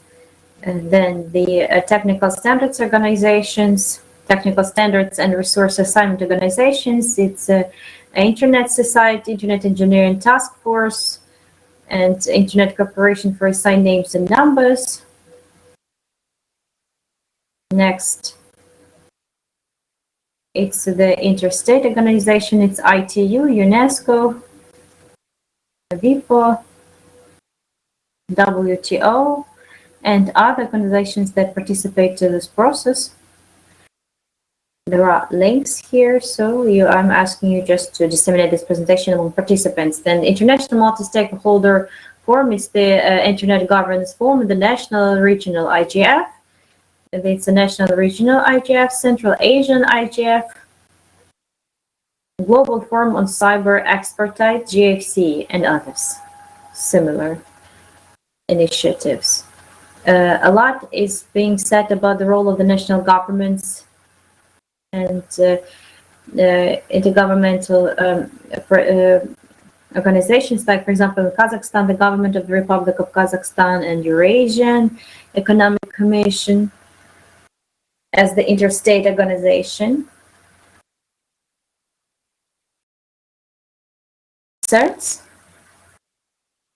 are usually the structures that respond to cyber threat and cyber attacks.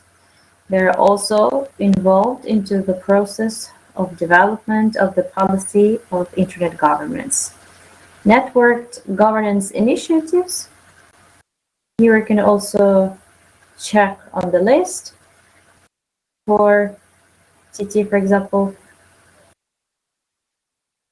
and for others like RIPE NCC closely works with the resource public infrastructure promotion, implementation, and then there's a manners program and so on. RIPE NCC have a few working groups through which RIPE community and you and everyone can participate in the development of the policies. I shall not speak about all of the groups because you can have the wrong perception. There are also technical groups, but I shall tell you about 2 groups where everyone who's interested can participate. For example, it's the cooperation working group,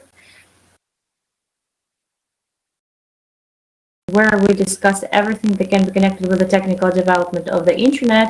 For example, connected with the states, governments, regulators, non-governmental organizations, or issues of involvement of youth and all similar things. And the Internet of Things working group that was created recently to exchange information concerning the development in the sphere of the Internet of Things, how they can, which impact they may have on the RIPE NCC, the RIPE community of our stakeholders region. And this is the region. So you see there are 5 RAR systems, so from Greenland to the Middle East and Vladivostok. What we do, RIPE NCC, it's non-for-profit organization, so we are the organization that has no aim to get profit, with more than 18,000 members, with headquarters in Amsterdam and regional headquarters for Middle East in Dubai.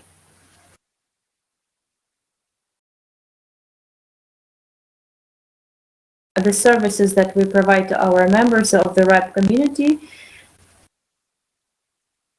we distribute IPv4, 6, and ASNs. We have a big component of training courses. There is a RIPE NCC Academy, and Alex Semeniako probably definitely introduced information about us having fellowship programs on the community engagement. And also we provide certain tools, such RIPE Atlas, RIPE Stat, to measure internet, and aggregate that I mentioned before. I will skip this part, but I will leave it for those who can be interested later on. And the last part is on how IoT is going to change the world. Right now, we have 4.8 billion of internet users now, so around 59% of all people living in the world. 2 years ago, when we were preparing the backbone of this presentation, there were only 50% of them, so really more and more people have access to the internet. What is IoT? IoT, it's the Internet of Things. It's not Internet of People. And there are the mobile phones, a part of it that is also connected. So here the question is, what will the internet look like in 5-10 years? So if you take a look at the expectations 2-3 years ago, there were expectations that by 2025, there was going to be like 25 or 75, but now we have 35 billion devices. So all these expectations, they can be not true, because we have more and more people who go on the internet, and maybe in reality it can be a lot more than expected, which tells us that we have to work on the Internet of Things, and we have to do developments and to know how it's going to develop, which policies will be in place. And what will be there? This is the sphere where you can be in demand. And on this slide, you can see a bit what's happening to the Internet of Things in the world. You can see this Internet of Things everywhere. Because like your headphones, the watch, the clock, everything is hooked to the internet. And we think the internet, how does internet happen? Or how does it work? It works on protocols. And the development of IPv6, so the internet protocol of the 6th generation, I think it's mandatory for a large scale stage of development of IoT. And the last slide, you can see how internet is changing, the spheres, how different fields, industries, they get out of the game. You probably already heard that many professions are not relevant anymore. I can say like, or they will be not relevant very soon. And on this picture, you can see these these big companies that are changing the industry. So this is not the industry of internet. They are changing the standard industries or the old industries. For example, if we take a look at Glovo or Bolt, who would have expected like 10 years ago that all these radios with cab drivers will be replaced by the internet applications of the integrators that can really change this sphere of taxi services or global. I know you have a few others which during COVID times and during lockdowns, they are helping people a lot to survive when the stores are closed and restaurants are closed. I hope you know this icon on the left side that has changed and is changing the approach to education. There are many online free courses which you can find. The icon in the middle from above, it's WhatsApp, and there are many other messengers, Viber, Telegram, which have changed already the sphere of telecommunication. Now very little called via GSM. Everybody's using internet. And of course it happens, and these are wild changes in the structure of income of telecom operators. And it's very difficult for big operators to adapt to this. And from over the top services, some suffer, some get a lot of profit, like Viber, WhatsApp, Skype, to this content, that video content. That, of course, raises lots of regulatory questions, but also gives a possibility to small companies to get access to really big markets using this network that can be, it works because of the internet. Here are my contact details. You can text me. You can find me in LinkedIn or in Facebook. I'll be happy to answer all of your questions and also help you with whatever you need on the topic of involvement into this internet sphere. Get on the fellowships and applications for different programs like our program and programs of our partners that I have mentioned about already. ISOC, ICANN, we all work with our colleagues together, and we'll be happy to help you. Thank you. Thank you for such interesting information, for your invitation to cooperation. We shall smoothly go to the finish line of the forum.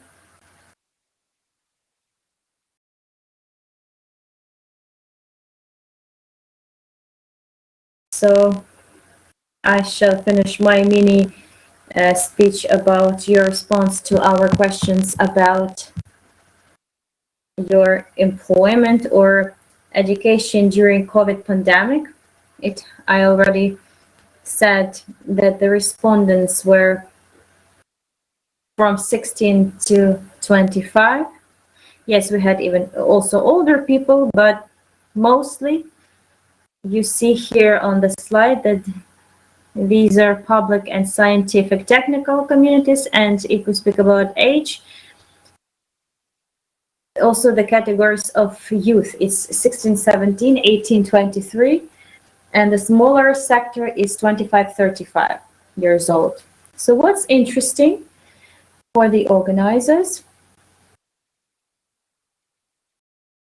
so we will give you the statistics on the slide so that you wouldn't think I'm making the things up. Pay attention.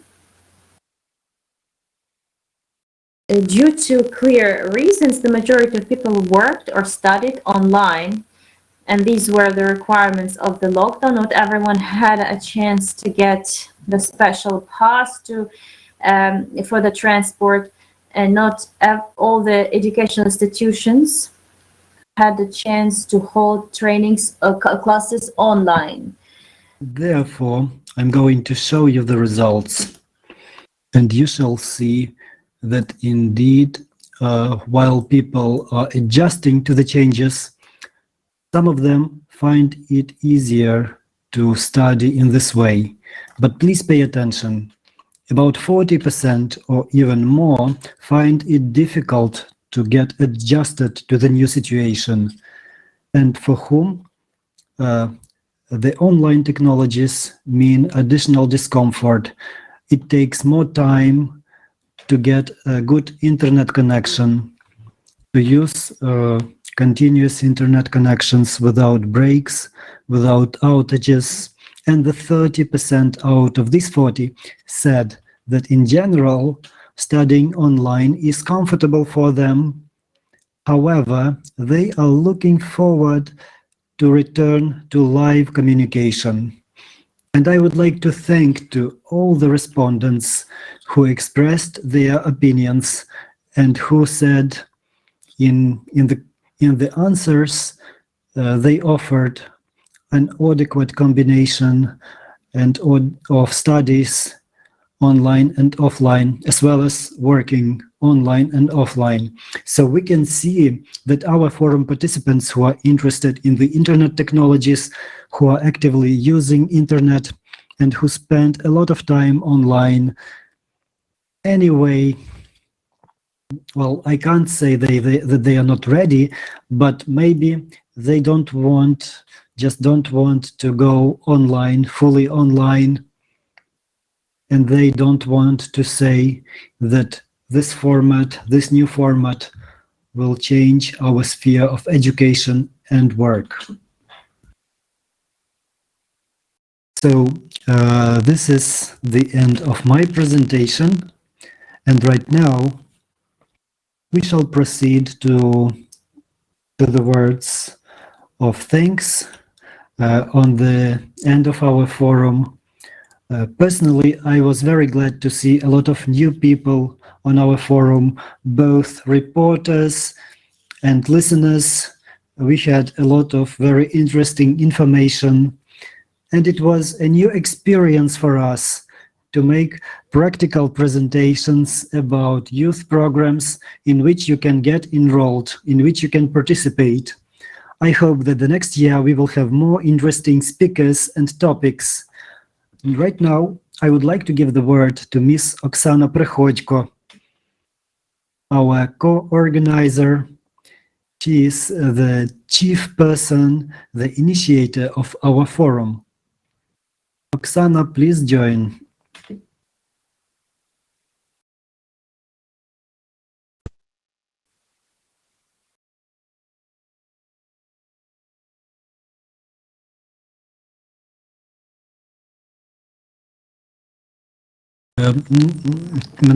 Can you hear me? Yes. I don't even know what to say. I'm so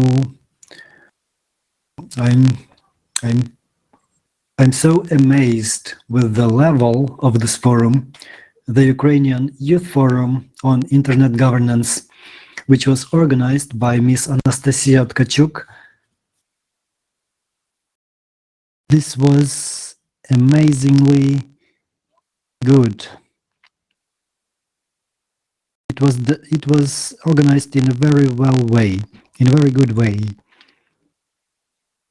So how can we engage young people? We have been sharing this information about our events on the online services of universities and colleges.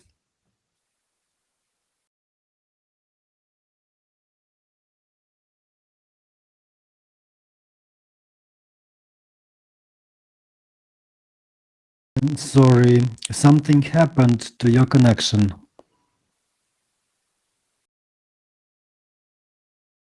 There are some issues with the connection because we do not hear Miss Oksana.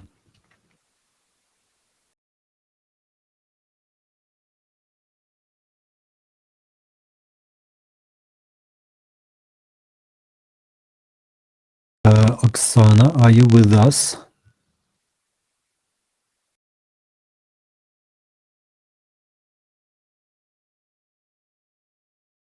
I can see that you are an active participant. Probably you can speak.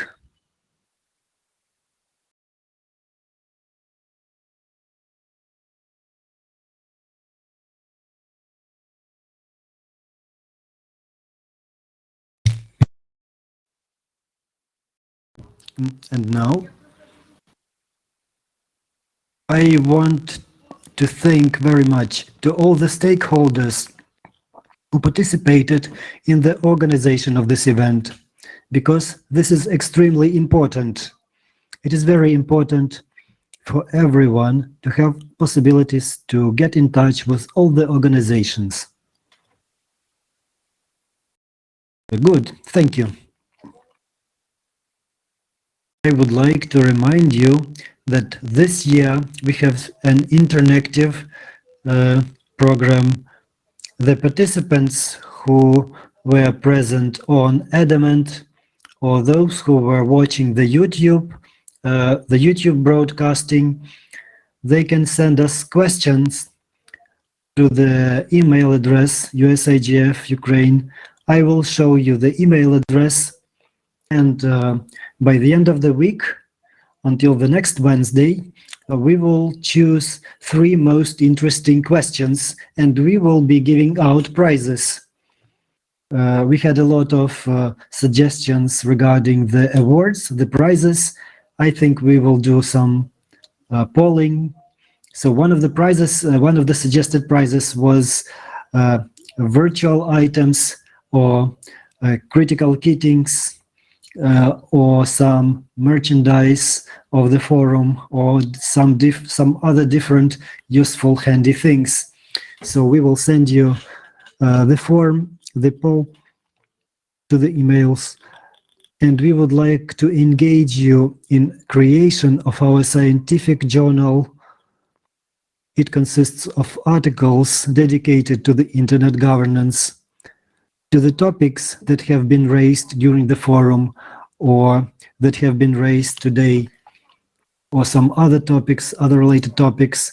If you're interested, we will send you the criteria for the articles, and we will be able to cooperate in the future.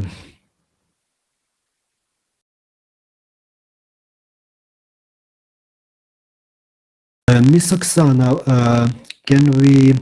would you like to add anything, or we can call it a day?